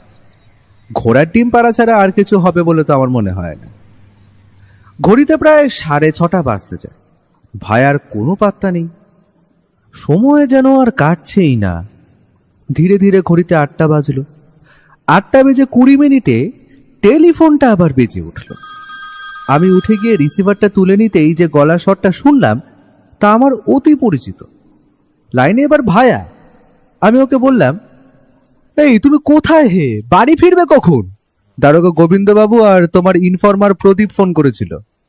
এই বলে আমি ওকে সবটা সবিস্তারে বললাম, কোনো কথাই বাদ দিলাম না। সব কথা খুব মনোযোগ দিয়ে শুনে ভায়া বলল, বাহ, খুব ভালো খবর শোনালে অজিত। আচ্ছা, এবার আমার কথা শোনো। কেসের সমাধান প্রায় হয়ে গিয়েছে, এখন শুধু চাই কিছু পোক্ত প্রমাণ। সেই প্রমাণ সংগ্রহের কাজেই এবার কিন্তু নামতে হবে। সে না হয় বুঝলাম, তা এবার আমায় কি করতে বলছো তুমি? আমি বাইরে খাওয়া দাওয়া সেরে নিচ্ছি, তুমিও তারকের দোকানে গিয়ে রাতের খাওয়াটা সেরে নাও। খাওয়া সেরে তারকের দোকানের সামনে দাঁড়িয়ে থেকো। ঠিক রাত 10টায় একটা কালো ট্যাক্সি তারকের দোকানে উপস্থিত হবে। ওই ট্যাক্সির ড্রাইভার তোমাকে বলবে কালো চুল, প্রত্যুত্তরে তুমি তাকে বলবে লাল শাড়ি। এরপর সে তোমায় গাড়িতে তুলে আমার কাছে নিয়ে আসবে। বুঝতে পেরেছো? হ্যাঁ, মানে কিন্তু কেন হঠাৎ এমন ব্যবস্থা? অপরাধী সাবধান হয়ে গেছে অজিত, তাই আমাদেরকেও 10 গুণ সাবধানতা নিয়ে চলতে হবে। আচ্ছা, সাবধানতার কথায় মনে পড়লো, আমার রিভলভারটা কোথায় জানো তো? হ্যাঁ জানি, কিন্তু আমরা যাব কোথায়? বেশি প্রশ্ন করো না অজিত, রিভলভারটা নিয়ে নেবে সঙ্গে মনে করে। আর যা কিছু বললাম সবটা মাথায় রেখো। কিছু আগুন সত্য লুকোতে নয়, প্রকাশ করতে চলে। যাকে আমি ফোন রাখছি, শীঘ্রই দেখা হচ্ছে বন্ধু। ভাইয়ার শেষের কথাগুলো আমার মনে কেমন একটা শঙ্কার জন্ম দিল। তবুও মনকে শক্ত করে বাড়ি থেকে সব গুছিয়ে নিয়ে বেরোলাম ওই 9টা 15 নাগাদ। তারকের দোকানে রুটি মাংস খেয়ে সেখানেই অপেক্ষা করতে লাগলাম 1 কাপ লিকার চা নিয়ে। কাঁটায় কাঁটায় 10টা 5। একটা কালো ট্যাক্সি দোকানের সামনে এসে দাঁড়ালো। ড্রাইভার নেমে এলো গাড়ি থেকে। লোকটা কে আমি চিনি না। দোকানের সামনে আমাকে অবাক হয়ে দাঁড়িয়ে থাকতে দেখে আমাকে উদ্দেশ্য করে সে বলে উঠল, কালো চুল। সঙ্গে সঙ্গে ভাইয়ার বলা কথাগুলো মনে পড়ল, তাই বললাম, লাল শাড়ি। আসুন অজিত বাবু, গাড়িতে এসে বসুন। ব্যোমকেশ বাবুর নির্দেশ অনুসারে আপনাকে ওনার কাছে নিয়ে যাচ্ছি। ততক্ষণে আমার অবাক ভাবটা কেটে গেছে, তাই বললাম, আচ্ছা তা বেশ, কিন্তু ভায়া আছে কোথায়? তা আছেন এখানে, উনি ঠিকই আছেন। আপনাকে অত চিন্তা করতে হবে না দাদা, একটু পরেই তো দেখা হবে। বুঝলাম ভায়ার নির্দেশ, তাই ও আমাকে বলবে না ভায়া এখন কোথায়। অন্ধকার রাস্তা দিয়ে ছুটে চললো আমাদের গাড়ি। প্রায় আধ ঘন্টা পরে একটা বাস স্ট্যান্ডের সামনে ট্যাক্সিটা থামল। ড্রাইভার বলল গাড়ি থেকে নেমে দাঁড়াতে। আমি তার কথা মতো নেমে দাঁড়ালাম। সে নিজেও নামল। তারপর বলল, আসুন আমার পিছে পিছে। আমি বুঝতে পারছিলাম না যে কি হচ্ছে এখানে, আমরা কোথায়। ভায়াই বা এত রাতে এরকম জায়গায় করছেটা কি? ওর মতলব যে কি কিছুই বুঝতে পারছি না। রাতের বেলা এরকম শুনশান জায়গায় কখন কি বিপদ নেমে আসবে তার তো কোনো ঠিক নেই। মনে মনে বেশ রাগ হলো ওর উপর। প্রায় মিনিট 10 হাঁটার পরে আমরা একটা ফাঁকা জায়গায় পৌঁছালাম। একটা বড় আর সুদীর্ঘ পাঁচিল চোখে পড়ল। কোনো একটা ঘেরা জায়গা। এটা কোথায় এসে পড়লাম রে বাবা? এইসবই ভাবছি, এমন সময় একটা ডাক শুনতে পেলাম। চাপা গলায় কে যেন ডাকলো, অজিত, এই অজিত, ডান দিকে দেখো। এতক্ষণে বুঝতে পেরেছি ভায়া ডাকছে। মুহূর্তে ডান দিকে ফিরলাম। দেখলাম একটা গাছের কাণ্ডকে ধরে দাঁড়িয়ে আছে ও। আমি আর সেই ড্রাইভার ওখানে গেলাম। ভায়া ড্রাইভারটাকে উদ্দেশ্য করে বলল, দুঃখিরাম, এবার তুমি যাও, গাড়িতেই অপেক্ষা করো। আমাদের কাজ মিটলে আমরা ওখানেই সাক্ষাৎ করব। এই শুনে ড্রাইভার লোকটি চলে গেল। এবার আমি উত্তেজিতভাবে ওকে বললাম, কোথায় আমরা, আর কেনই বা এসেছি এখানে? তোমাকে এতটা বিব্রত করার জন্য প্রথমেই ক্ষমা প্রার্থী অজিত। তবে শোনো, আমরা এখন আছি হরিপদবাবুর কারখানার পিছন দিকে। এই যে পাঁচিল দেখছো, আর ওপারেই কারখানা আর তার সংলগ্ন গোডাউনগুলো। আর একটু রাত বাড়ুক, তারপর আমরা প্রবেশ করব ভিতরে। ভিতরে যাবে কি করে? পাঁচিল টপকানো তো অসম্ভব। আর কি দেখতে বা তুমি যাবে ভেতরে? পাঁচিল টপকাতে হবে না হে ভাইয়া, একটা জায়গায় পাঁচিল বেশ খানিকটা ভাঙা, ওখান দিয়ে দুজনে সহজেই পার হয়ে ভেতরে ঢুকে যেতে পারবো। সে না হয় হলো, কিন্তু কি করবে ভেতরে গিয়ে? অনেকগুলো জিনিসই তো দেখার আছে, কিন্তু রাতের বেলা যে কতটা কি করতে পারবো তা জানি না। তাহলে এই অসময়ে এই ভুতুরে জায়গায় এসে লাভটা কি হলো তা বলবে আমায়? লাভ আছে অজিত, লাভ আছে। আমার মন বলছে আজকে, হ্যাঁ আজকে, এই রাত্রেই এখানে কিছু একটা ঘটবে যেটা অভিপ্রেত নয়। এই বলে ভায়া থামল। আমিও আর কিছু জিজ্ঞেস করলাম না। রাত বাড়তে থাকলো। বেশ কয়েকটা সিগারেটের ধোঁয়া উড়িয়ে ভায়া হঠাৎ বলে উঠল, চলো এবার এগোনো যাক। আমরা দুজন হাঁটতে শুরু করলাম। ভায়া আগে, আমি তার পিছনে। মিনিট খানেকের মধ্যেই আমরা সেই উদ্দিষ্ট ভাঙা পাঁচিলের জায়গাটায় পৌঁছালাম। সেখান দিয়ে ভেতরে প্রবেশ করার পরে দেখলাম ঘুটঘুটে অন্ধকার। ভায়া আমাকে উদ্দেশ্য করে বলে উঠল, সাবধানে এসো অজিত, আমাকে অনুসরণ করো। আমি বাধ্য ছেলের মতো তাকে অনুসরণ করতে লাগলাম। ইতিমধ্যে ভায়া আমার থেকে নিজের রিভলভারটা নিয়ে নিয়েছে। কিছুটা এগিয়ে আমরা একটা গাছের আড়ালে আশ্রয় নিলাম। এরপর যেন শুরু হলো এক অন্তহীন অপেক্ষা। দুজনেই চুপ। আস্তে আস্তে আমার চোখ যেন বন্ধ হয়ে আসছিল ঘুমে। এমন সময় শোনা গেল একটা পায়ের শব্দ। কেউ একটা আসছে। আমি সজাগ হয়ে উঠলাম। ও তো দেখলাম তুই। কিছু সময়ের মধ্যেই দেখলাম একটা লোক। সে ধীরে ধীরে অতি সন্তর্পণে এগোচ্ছে একটা নির্দিষ্ট গোডাউনের দিকে। কে এই লোক?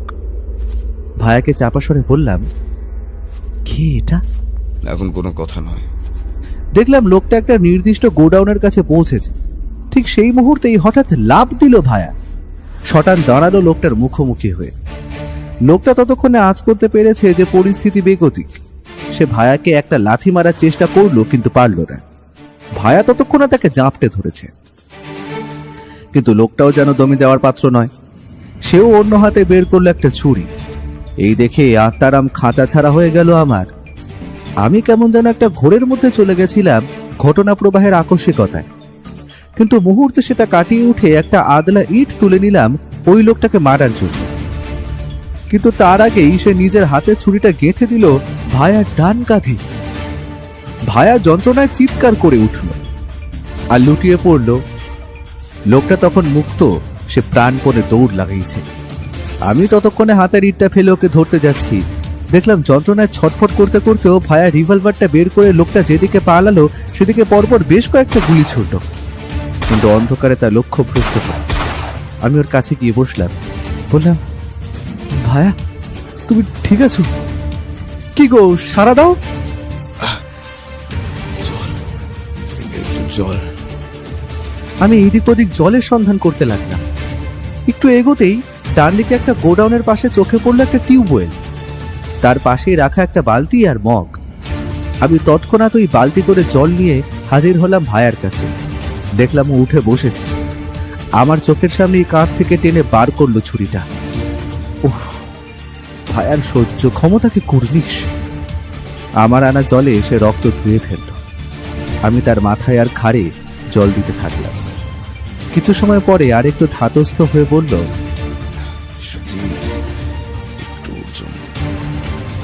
চলে গেল।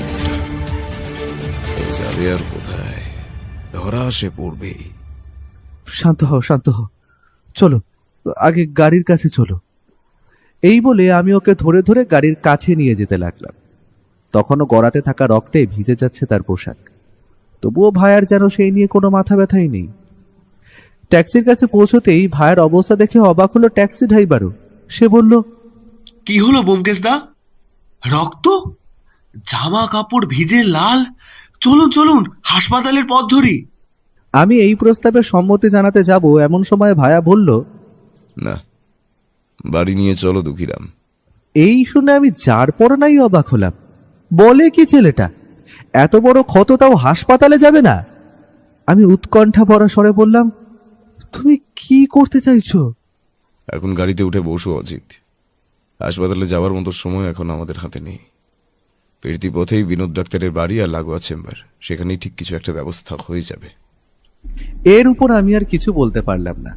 গাড়িতে উঠে বসলাম। গাড়ি ছুটতে শুরু করলো। মাঝপথে ভায়ার মুখ থেকে আর একটাও কথা বের হলো না। প্রায় 25 মিনিট পরে গাড়ি থামলো বিনোদ ডাক্তারের বাড়ির সামনে। বার দুয়েক ডাকাডাকি করতেই ডাক্তার দরজা খুললেন। ভায়ার অবস্থা দেখে তিনিও হতবাক। কিছু জিজ্ঞেস করার আগেই তিনি চিকিৎসার কাজটা শুরু করলেন। ব্যক্তির হাত যে চিকিৎসা শাস্ত্রে পাকা তা বলতেই হয়।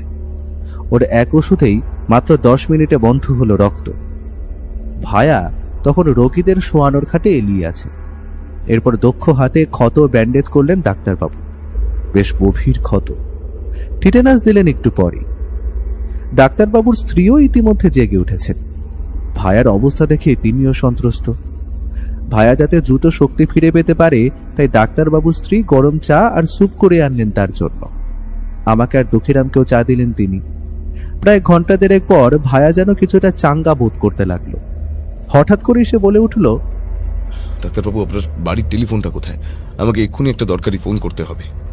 এই অবস্থায় ভায়ার এহেন প্রস্তাবে ডাক্তারবাবু অবাক হলেন, আর সেটাই স্বাভাবিক। কিন্তু ভায়া দমে যাওয়ার পাত্র নয়। সে জানালো যে সে এখন প্রায় সম্পূর্ণ সুস্থ। ওষুধের প্রভাবে ব্যথাও নেই এখন। তাকে নাকি এই টেলিফোনটা করতেই হবে। অগত্যা ডাক্তারবাবু ইশারায় দেখালেন কোথায় টেলিফোন। ভায়া নিজেই হেঁটে হেঁটে টেলিফোনের দিকে গেল। ভেতরে বসার ঘরে টেলিফোন। ওর গলা শুনতে পেলাম। হালদার বাবুকে ফোন করেছে। কি কথা হলো তা স্পষ্ট অবশ্য শোনা গেল না। মিনিট 5 মধ্যেই ও ফিরল। ফিরেই বলল, ডাক্তারবাবু, আপনাকে অনেক অনেক ধন্যবাদ। এত রাতে আজ আপনাকে না পেরে হয়তো বড় ধরনের সমস্যায় পড়তে হতো আমাকে। আর কাকিমা, এত রাতেও যে আপনি আমাকে এতটা যত্ন করলেন তার জন্য আমরা অত্যন্ত কৃতজ্ঞ সবাই। এই বলে ডাক্তার দম্পতিকে বিদায় জানিয়ে আমরা বের হলাম বাড়ির উদ্দেশ্যে। বাড়ির সামনে নেমে ভায়া বলল, দুঃখিরাম, তুমি এখানেই অপেক্ষা করো, আমরা পোশাক বদলে আবার বেরোবো আধ ঘন্টার মধ্যে।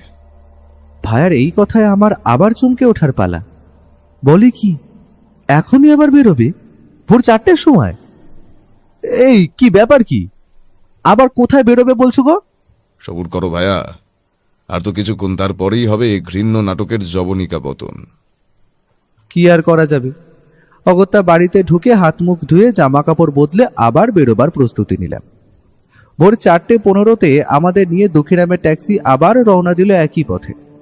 এবারেও পথে ভায়া কোনো কথা বলল না, গাড়ি ছুটে চলল প্রায় একই পথে। ওর কথায় যা বুঝেছি, হরিপদবাবু এসবে অবশ্যই যুক্ত আছে।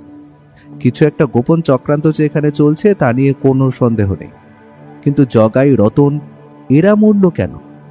আর ডাক্তার অনিমেষেরাই বা গেলেন কোথায়? এসব ভাবতে ভাবতে একসময় পৌঁছলাম যে জায়গাটায়, সেই জায়গাটায় আগেও এসেছি, হরিপদবাবুর বাড়ি। কিন্তু এবার বাড়ির বাইরের চিত্রটা একটু অন্যরকম। বাড়ির বাইরে দাঁড় করানো একটা সোনালী অ্যাম্বাসাডার গাড়ি। গাড়িটাও আমি চিনি, হরিপদবাবুর গাড়ি। আগের দিন এটা দাঁড় করানো ছিল গাড়ির দালানে, তার পাশে দাঁড় করানো দুটো পুলিশ জিপ। হচ্ছেটা কি এখানে? এত পুলিশ কেন? ভায়াকে সে কথা জিজ্ঞেস করতে সে আবারও চুপ। শুধু গাড়ি থামার পরে ধীরে ধীরে নেমে বাড়ির ভেতরে গেল। আমি ওকে অনুসরণ করলাম। ঘরে ঢুকে দেখা গেল এক অদ্ভুত ছবি। বসার ঘরের সোফায় হাত করা লাগানো অবস্থায় বসে হরিপদবাবু, পাশের সোফায় ওসি গোবিন্দ হালদার, আরো বেশ কয়েকজন কনস্টেবল রয়েছে। ভায়াকে দেখে প্রথমে চমকে উঠলেন গোবিন্দবাবু, বলে উঠলেন, এ কি, এসব কখন হলো? আপনি তো আমায় টেলিফোনে আপনার উপর হামলা হবার কথা বলেননি। ওসব কথা থাক হালদার মশাই, আগে বলুন এনাকে কখন গ্রেফতার করলেন? আপনার টেলিফোন পেয়েই ফোর্স তৈরি করে বেরিয়ে পড়ি। এবাড়ির সামনে আসতেই দেখি হরিপদ বাবাজি ভাগলবা হবার মতলব করছে, অ্যাম্বাসেডারে উঠছে ব্যাগপত্তর নিয়ে। আমি সঙ্গে সঙ্গে ফোর্স নিয়ে আটকাতে গেলাম, তখন আবার গাড়িতে উঠে গাড়ি স্টার্ট দিয়ে ফেলেছে। ব্যাস করলাম দুটো গুলি চলন্ত গাড়ির টায়ারে। টায়ার গেল ফেটে আর গাড়ি গোঁত্তা মারল ল্যাম্পপোস্টে। সেখান থেকেই এটাকে ধরে এনেছি। বাহ, বেশ করেছেন। কিন্তু যেটা আমি আনতে বলেছিলাম সেটা এনেছেন? হ্যাঁ, সব এনেছি। বাড়ির সার্চ ওয়ারেন্ট আর এনার অ্যারেস্ট ওয়ারেন্ট দুটোই। আহা, বাড়ি সার্চ করা হয়ে যাওয়ার পরে তো ওনাকে অ্যারেস্ট করতে পারতেন। এবার যদি বাড়ি সার্চ করে যেটা চাইছি সেটা না পাই? আপনার উপর আমার 2000% বিশ্বাস আছে ব্যোমকেশ বাবু। আপনি যখন একবার বলেছেন এ বাড়িতে রয়েছে একটা বড় প্রমাণ, তখনই আমি জানি আমাদের খালি হাতে অবদস্ত হয়ে বাড়ি ফিরতে হবে না। হরিপদবাবু এতক্ষণ চুপ ছিলেন, কিন্তু এবার যেন গর্জে উঠে বললেন, এই টিকটিকি, কি ভেবেছিস কি তুই পয়সার পুলিশ এনে আমায় হেনস্থা করবি? তুই জানিস না তুই কি করছিস? চুপ, একদম চুপ। একটা আওয়াজও যেন মুখ দিয়ে বের না হয়। হরিপদবাবু, আপনার শরীরে কি মানুষের চামড়া একটুও নেই? হ্যাঁ, আপনার চামড়াকে পশুর চামড়া বলা মানে তো পশুগুলোর অপমান। আপনি যা করেছেন তা আর কিছু সময়ের মধ্যেই সর্বসমক্ষে আসবে। তারপর দেখবেন আমি কি করতে পারি আর আমি কি করেছি। ভায়া এমনিতে খুব শান্ত, কিন্তু ও যখন রেগে যায় তখন ওর মুখ থেকে বেরোনো এক একটা কথা যেন এক একটা তীক্ষ্ণ তীর। আর আজ সেই তীরের ফলাতেই যেন বিদ্ধ হরিপদ ঘোষ। আর একটাও কথা না বলে ভায়া ওই ঘরেরই একটা নির্দিষ্ট ড্রয়ার খুলল, আর সেখান থেকে বার করলো একটা ছোট্ট বাটি, তাতে রাখা নানা প্রকার নানা ধাতুর আংটি। তার মধ্যে থেকেই একটা তুলে নিল ভায়া আর দিয়ে দিল গোবিন্দবাবুর হাতে। দেখলাম সোনার আংটিতে বড় বড় অক্ষরে লেখা AR। ভায়া বলল, এই নিন ওসি, আপনার সবচেয়ে বড় প্রমাণ, ডাক্তার অনিমেষ রায়ের আংটি। গ্রেফতার করে নিয়ে যাওয়া হলো হরিপদবাবুকে। ওসি গোবিন্দ হালদারকে ভায়া বলল, আজ বিকেলে আপনার থানার বৈঠকখানায় সবাইকে ডেকে পাঠানোর কথাটা মনে আছে তো মশাই? হ্যাঁ ব্যোমকেশ বাবু, সব মনে আছে। এরপর আমি আর ভায়া ফিরতি পর ধরলাম দক্ষিণামের ট্যাক্সিতে। আমার মনে কিলবিল করছে অজস্র প্রশ্ন, কিন্তু জানি ভায়া এখন আমাকে আর কিছুই খুলে বলবে না। তবু সাহস করে জিজ্ঞেস করলাম, ভায়া, তুমি যে বললে অপরাধী একাধিক, তাহলে বাকিদের কি হবে? ভায়া আমার কথায় হাসতে শুরু করলো, তারপর বলল, যে সময় হরিপদবাবুকে গ্রেফতার করতে পুলিশ বেরিয়েছে ঠিক সেই সময়ে আরো 2টি পুলিশি দল বেরিয়েছিল বাকিদের অ্যারেস্ট করতে। কাকে ধরতে গো? মতিকে? তুমি আংশিক ঠিক, তবে মতি একা নয়, সঙ্গে আরো একজন আছে। আরো একজন? সে কে? ভায়া আবার একটু মুচকি হাসল, তারপর বলল, রঞ্জিত। আমি চমকিত হলাম, কারণ আমার কোনো সন্দেহের মতোই আসেনি রঞ্জিত। আমি ওকে বললাম, কি করে বুঝলে এরাও আছে হরিপদ বাবুর সাথে? বড্ড ঘুম পাচ্ছে, দাঁড়াও একটু ঘুমিয়ে নি গাড়িতেই। বুঝলাম অনেক হয়ে গেছে। সত্যান্বেষীর মুখ আমাকে কেসের জটিল মোড়গুলো বোঝানোর জন্য এখন আর খুলবে না। এবার সেই বিকেল হওয়ার প্রতীক্ষা। বিকেলবেলায় গোবিন্দবাবুর থানায় উপস্থিত হয়েছে অনেকে। আমি, ভায়া, হরেন, পটা, জগাইয়ের স্ত্রী, পুত্র আর ভাই, ডাক্তার অনিমেষ রায়ের স্ত্রী ও মেয়ে, রতনের বাবা মা আর ওসি সাহেব নিজে। ভায়া শুরু করল, আপনারা সকলেই এই বিষয়ে অবগত যে আমরা কেন আজ এখানে জড়ো হয়েছি। 2 দিন আগে রাত্রিবেলায় হরিপদবাবুর কারখানায় হঠাৎই আগুন লেগে যায়। হরেন এবং পটার যুগলবন্দিতে খবর জানানো হয় দমকল অফিসে। সেখান থেকে দমকল কর্মীরা আসে এবং পার্শ্ববর্তী থানা থেকে আসে পুলিশ। আগুন কিছুটা নিয়ন্ত্রণে এলে সেই আগুনের মধ্যে থেকে পাওয়া যায় 2টো অদ্ভুত জিনিস। প্রথমটি একটি কাটা হাতের অংশ, আর দ্বিতীয়টি হলো একটি লাশ। হ্যাঁ, জগাইয়ের মৃতদেহ। প্রথম দেখায় সেখানে উপস্থিত কারখানার সকলেই দাবি করেন কাটা হাতের অংশটা রতন নামের এক কর্মচারীর, কারণ না, রতনকে সন্ধ্যের পর থেকে আর কেউ দেখেনি।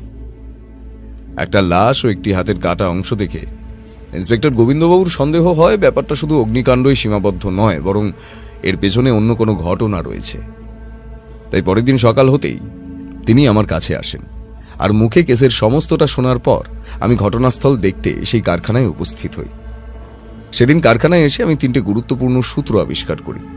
প্রথমটা হলো একটা গলিত সোনার টুকরো, দ্বিতীয় হলো কেরোসিন এবং ক্লোরোফর্মের একটা মৃদু গন্ধ, আর তৃতীয়টা হলো 2টো বন্ধ গোডাউন যেগুলো থেকে বিচ্ছিরি গন্ধ বের হচ্ছে। তখনও কেসটা যে কোন দিকে এগোচ্ছে সে নিয়ে আমার ধারণা তৈরি হয়নি। আমি গোবিন্দবাবুকে নিয়ে কারখানা সম্পর্কিত হরিপদবাবুর ইন্স্যুরেন্সের খোঁজ করাই, কিন্তু পরবর্তী ঘটনাক্রমে আমার ধারণা হয় যে রতন নামের যে কর্মীটিকে খুঁজে পাওয়া যাচ্ছে না তাকে আগুনে পুড়িয়ে ফেলা হয়েছে সম্পূর্ণরূপে, আর তাকে অজ্ঞান করতে ক্লোরোফর্ম আর আগুন ধরানোর জন্য কেরোসিনের ব্যবহার করা হয়েছে। এবার যদি বলি জগাইয়ের মৃত্যুর কথা, তখন সে বিষয়ে আমি ভেবেছিলাম যে রতনকে আগুনে ঠেলতে গিয়ে সে কোনোভাবে নিজেও আগুনের কবলে চলে এসেছে। কিন্তু কেন? কারখানার মালিক হরিপদবাবুর খাস লোক ছিল জগাই। বলা যায় যে হরিপদবাবুর ডান হাত। কিন্তু হরিপদবাবু জগাইকে দিয়ে কাজটা করালেন কেন? এই সকল প্রশ্নগুলো মাথায় ঘুরছিল। এমনই সময় পরের দিন খবরের কাগজে একটা খবর চোখে পড়ে, ডাক্তার অনিমেষ রায় নিখোঁজ হয়ে যাবার খবর। আমার খটকাটা লাগলো এই জায়গায় যে হরিপদবাবুর কারখানা আর ডক্টর অনিমেষ রায়ের চেম্বারের মধ্যে দূরত্ব অতি সামান্য। আর যে সময় হরিপদবাবুর কারখানায় আগুন লাগলো ঠিক সেই সন্ধ্যা থেকেই ডাক্তার অনিমেষ রায়কে খুঁজে পাওয়া যাচ্ছে না। কিন্তু ডাক্তার অনিমেষ রায় আর হরিপদবাবুর মধ্যে যোগাযোগটা কি, সেটা তখন আমি জিজ্ঞাসাবাদ করি কারখানার বিভিন্ন কর্মচারীদের। সেখান থেকে যে গুরুত্বপূর্ণ তথ্যগুলো উঠে এলো সেগুলো হলো, 1, মতি হলো মালিকের আরেকজন খাস কর্মচারী। ওই বন্ধ গোডাউন দুটোতে কি আছে তা কেবল মতি, জগাই আর হরিপদবাবু নিজেই জানেন। আর 2, ডাক্তার অনিমেষ রায় ছিলেন হরিপদবাবুর বিশেষ বন্ধু। তাছাড়া মতির কথাবার্তাতেও আমার মনে একটু সন্দেহ জন্মায়। তারপর আমি যাই হরিপদবাবুর বাড়িতে। সেখানে তার অনুপস্থিতির সুযোগ নিয়ে আমি তার ঘরের বিভিন্ন জিনিস ঘেঁটে দেখতে থাকি। তখনই একটা ড্রয়ারে দেখতে পাই রাখা আছে একাধিক ধাতুর আংটি। তার মধ্যে একটা আংটি আমার নজর কাড়ল। আংটিটাতে ইংরেজি হরফের বড় অক্ষরে লেখা AR। এই সময় আমি স্পষ্টই হরিপদবাবু ও ডাক্তার অনিমেষ রায়ের মধ্যে যোগাযোগটা বুঝতে পারি, কিন্তু যোগাযোগটা যে ঠিক কিসের জন্য তা বোধগম্য হচ্ছিল না। এর ঠিক পরেই হরিপদবাবুকে জিজ্ঞাসাবাদ করার সময় আমি আরেকটা বিষয় অবগত হই। আসলে আমি হরিপদবাবুকে যা জিজ্ঞেস করছিলাম উনি উত্তর দিচ্ছিলেন তার থেকে কিছুটা বেশি, আর সেই জন্যই হয়তো ডাক্তার অনিমেষ রায়ের বিষয় তার সঙ্গে কথা বলার সময় যখন তাকে জিজ্ঞাসা করি যে রাত্রে আগুন লাগলো সেই সন্ধ্যায় ডাক্তার অনিমেষ রায় হরিপদবাবুর কারখানা থেকে কখন বিদায় নিয়েছিলেন। তখন তিনি আমায় জানালেন যে সেটা রাত্রি 9টা হবে, এবং বাড়তি হিসেবে এটাও বললেন যে ডাক্তারবাবুর মৃত্যু যে কখন কি করে হয়ে গেল তা তিনি কিছুই বুঝতে পারছেন না। কিন্তু প্রশ্ন হলো, ডাক্তারবাবু যে মারা গেছেন সেটা হরিপদবাবু জানলেন কি করে? এই সময়ে আমি দৃঢ় বিশ্বাসী হয়ে উঠি যে ডাক্তারের মৃত্যুর সঙ্গে হরিপদবাবুর নিশ্চয়ই কোনো যোগ রয়েছে। হরিপদবাবুর বাড়ি থেকে ফেরার পথেই আমার উপর ইট দিয়ে আক্রমণ করা হয়, এবং সেই ইটের সঙ্গেই জড়ানো অবস্থায় পাই একটি হুমকির চিঠি। আমার ধারণা ছিল যে এই কাজটা হরিপদবাবু করিয়েছেন মতিকে দিয়ে। যদিও সেই চিঠিটাকে তোয়াক্কা না করে আমি রওনা দিই ডাক্তারের চেম্বার ও নার্সিংহোমে। নার্সিংহোম থেকে আমি পাই বেশ কিছু গুরুত্বপূর্ণ তথ্য। ডাক্তার অনিমেষ রায় বিভিন্ন জায়গা থেকে মানসিক রোগগ্রস্ত রোগীদের এনে তার মানসিক হাসপাতালে রাখতেন এবং চিকিৎসা করতেন। তিনি একজন ডাক্তার হলেও বিভিন্ন ক্ষেত্রে গবেষণায় তার বিশেষ অবদান রয়েছে। নার্সিংহোমের নার্সদের এবং কর্মচারীদের জিজ্ঞাসাবাদ করার সময় একটা চমকপ্রদ তথ্য আমার হাতে আসে। একজন নার্স আমাকে জানান যে কোনো রোগী হাসপাতালে মারা গেলে তার সৎকার করা হয় না, বরং ডাক্তারবাবু রাতের বেলা সেই রোগীর মরদেহকে গাড়ি করে কোথাও একটা নিয়ে যান এবং কর্মচারীরা জিজ্ঞেস করলে বলেন তিনি নাকি দেহ দান করে দিয়েছেন। এই কথাটা শুনে আমার সন্দেহ আরো ঘনীভূত হতে থাকে। ডাক্তারবাবু নার্সিংহোম থেকে আমি যাই ওনার বাড়িতে। সেখানে গিয়ে জানতে পারি যে ডাক্তারবাবু বেশিরভাগ দিন রাতে বাড়ি ফিরতেন না। তার স্ত্রী এর থেকে আমি এটাও জানতে পারি যে ডাক্তারবাবুর হাতে একটি সোনার আংটি ছিল যার উপর বড় বড় করে লেখা AR। এটাও জানতে পারি যে ডাক্তারবাবুর একাধিক দাঁত ছিল সোনায় বাঁধানো। ডাক্তারবাবুর বাড়িতে আমি আরও একটি জিনিস আবিষ্কার করি, সেটা হলো ডাক্তারবাবুর ডায়েরি। এই ডায়েরি ছিল এই কেসে হরিপদবাবু ও ডাক্তার অনিমেষ রায়ের যোগসূত্র স্থাপনের সবথেকে গুরুত্বপূর্ণ হাতিয়ার। ডাক্তারের ডায়েরিটি উল্টাতে উল্টাতে আমি বেশ কিছুটা অবাক করা এবং ভয়ানক তথ্য পাই। আমি যা জানতে পেরেছিলাম তা এখানে সংক্ষেপে বলছি। ডাক্তারবাবুর ডায়েরিতে একটা পাতায় মাস 6 আগের একটা লেখা ছিল। আমি পেরেছি। হাড়কে শুধু নষ্ট করাই যায় না, বরং সেটাকে নতুন রূপ দেওয়া যায়, অর্থাৎ সংস্কার।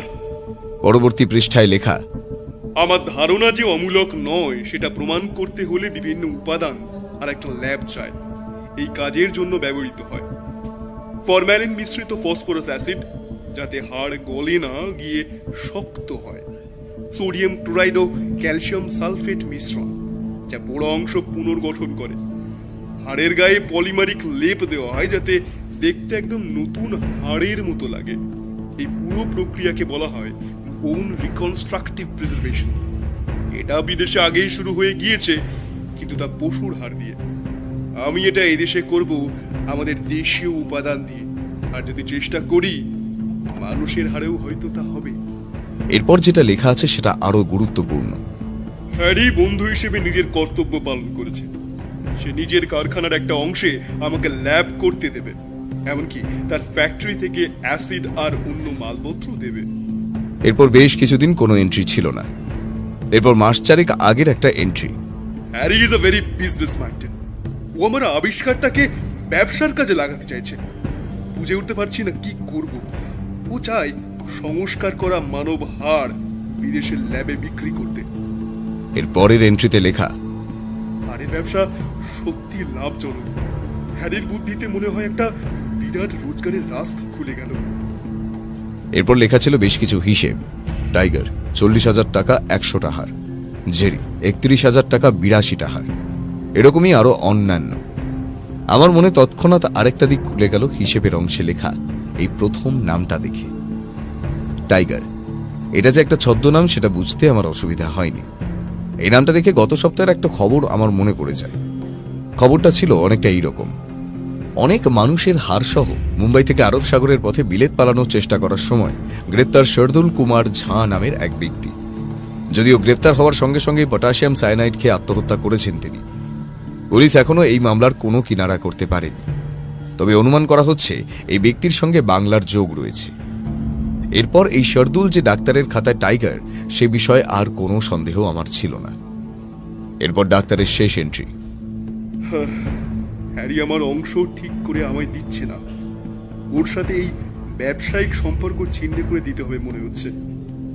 এরপর আমার কাছে গোটা ব্যাপারটা জলের মতো স্পষ্ট হয়ে যায়। হরিপদবাবু ও ডাক্তার অনিমেষ রায় মিলে মৃতদেহের হাড় নিয়ে যে ঘৃণ্য ব্যবসা শুরু করেছিলেন তা থেকে বেরিয়ে আসতে চেয়েছিলেন অনিমেষ বাবু, আর সেই জন্যই হয়তো হরিপদবাবুর চক্রান্তে তাকে মরতে হয়েছে। আর আমি যে গলিত সোনার টুকরো পেয়েছি সেটা আর কিছু নয়, ডাক্তারবাবুর দাঁত। কিন্তু এই কাজে হরিপদবাবুকে সাহায্য করল কে? ডাক্তারবাবুর বাড়ি থেকে আমি গতকাল সন্ধ্যায় গিয়েছিলাম জগাইয়ের বাড়িতে।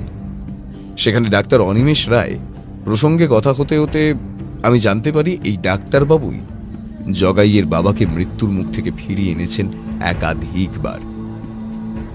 তখন আমার কাছে আরো একটা বিষয় পরিষ্কার হয়। হরিপদবাবু খুব সম্ভবত জগাইকে দিয়েই ডাক্তারবাবুকে হত্যা করতে চেয়েছিলেন, কিন্তু জগাই তা করতে রাজি হয়নি। সেই জন্যই হয়তো জগাইকেও তিনি তার জন্মদিনের বাহানায় ডেকে এনে আগুনে পুড়িয়ে মেরেছেন। কিন্তু রতন, তার কি হলো?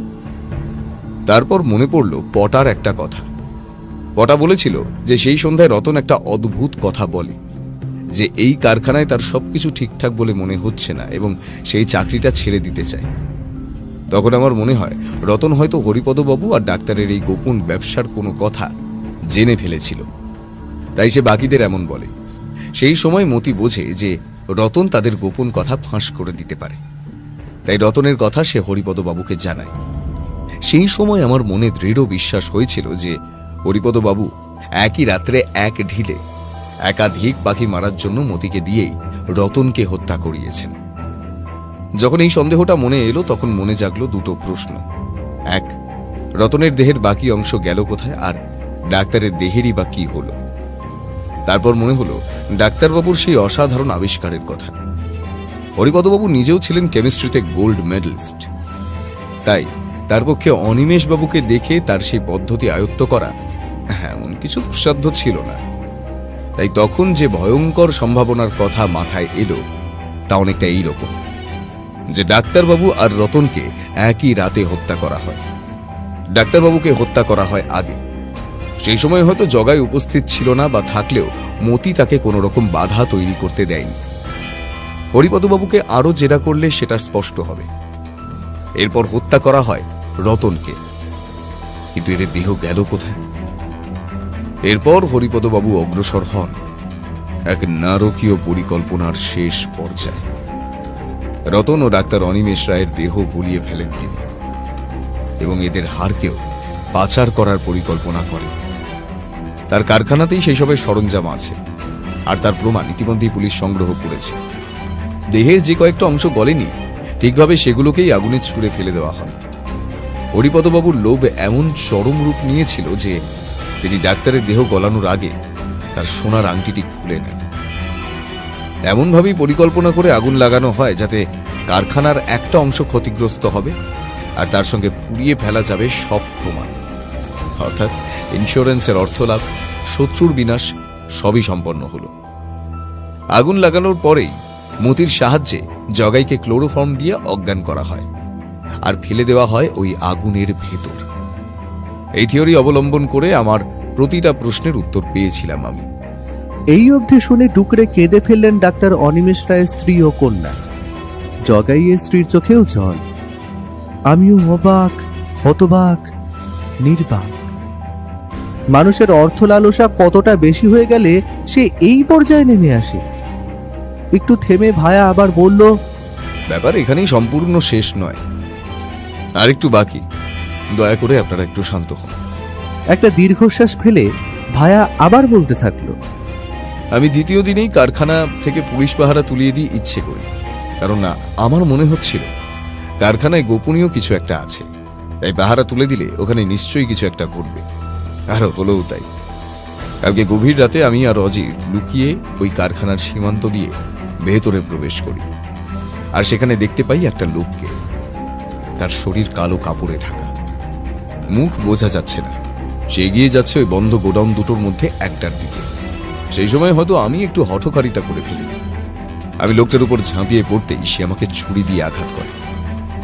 আমি প্রায় জ্ঞান হারাচ্ছিলাম, কিন্তু সে অবস্থাতেও আমি বুঝতে পারি লোকটা আর কেউ নয়, সে রঞ্জিত। হ্যাঁ, রঞ্জিত, যাকে আমরা কোনো সন্দেহতেই আনি। আমি তখন নিজের মনের কৌতূহল নিরসন করতে বলে উঠলাম, কিন্তু ভায়া, তুমি কি করে বুঝলে যে লোকটা রঞ্জিত? ভালো প্রশ্ন অজিত। আমি লোকটাকে যখন জাপটে ধরেছিলাম তখন তার ডান হাতে আমি 5টা আঙুল ব্যতীত আরেকটি ক্ষুদ্র অতিরিক্ত আঙুলের উপস্থিতি খেয়াল করি, আর সেটাই ছিল সব থেকে বড় প্রমাণ।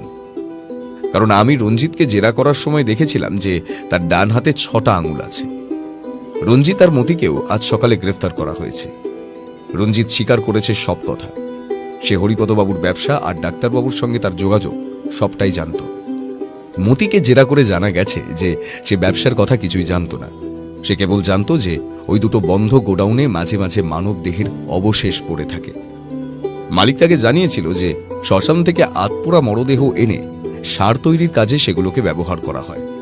এমনকি তাকে দায়িত্ব দিয়েছিল যাতে আর কেউ এই বিষয়টা টের না পায়। সেই জন্যই তাকে মাইনের সঙ্গে কিছু উপরি টাকাও দিতেন হরিপদবাবু। অর্থাৎ অগ্নিকাণ্ডের সেই রাতের ঘটনার সঙ্গে জড়িত ছিল রঞ্জিত। মতি সে বিষয়ে অবগত ছিল না। আর সেই রাতে রতন আর ডাক্তারবাবুর হাড়গুলো ওই গোডাউন দুটোতে রাখা হয়।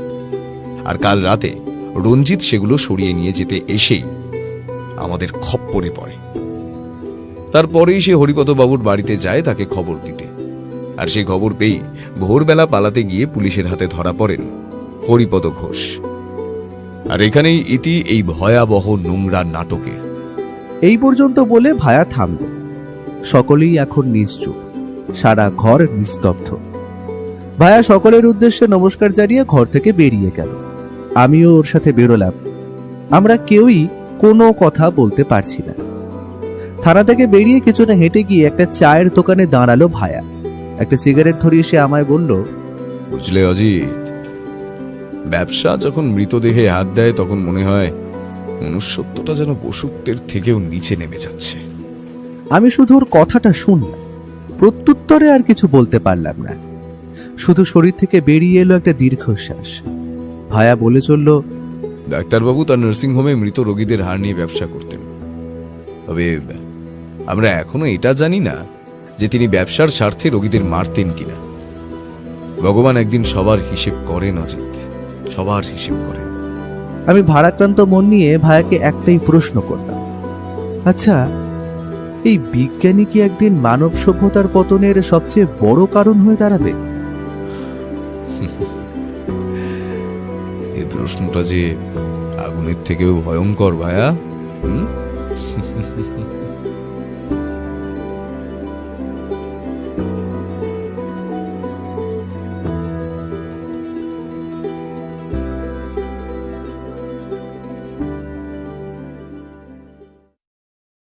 আপনি শুনছিলেন অন্ধকারের গল্পকথা 2.0। আজকের গল্পটি আপনাদের কাছে কতটা ধাঁধা রেখে গেল তা অবশ্যই কমেন্ট করুন। আপনার মতামত ও বিশ্লেষণ আমাদের কাছে অত্যন্ত গুরুত্বপূর্ণ, কারণ প্রতিটি রহস্যের সমাধান হয় ভাবনার মধ্যেই। এরকম আরও রহস্যে ভরা গল্প শুনতে সাবস্ক্রাইব করে আমাদের সঙ্গে থাকুন।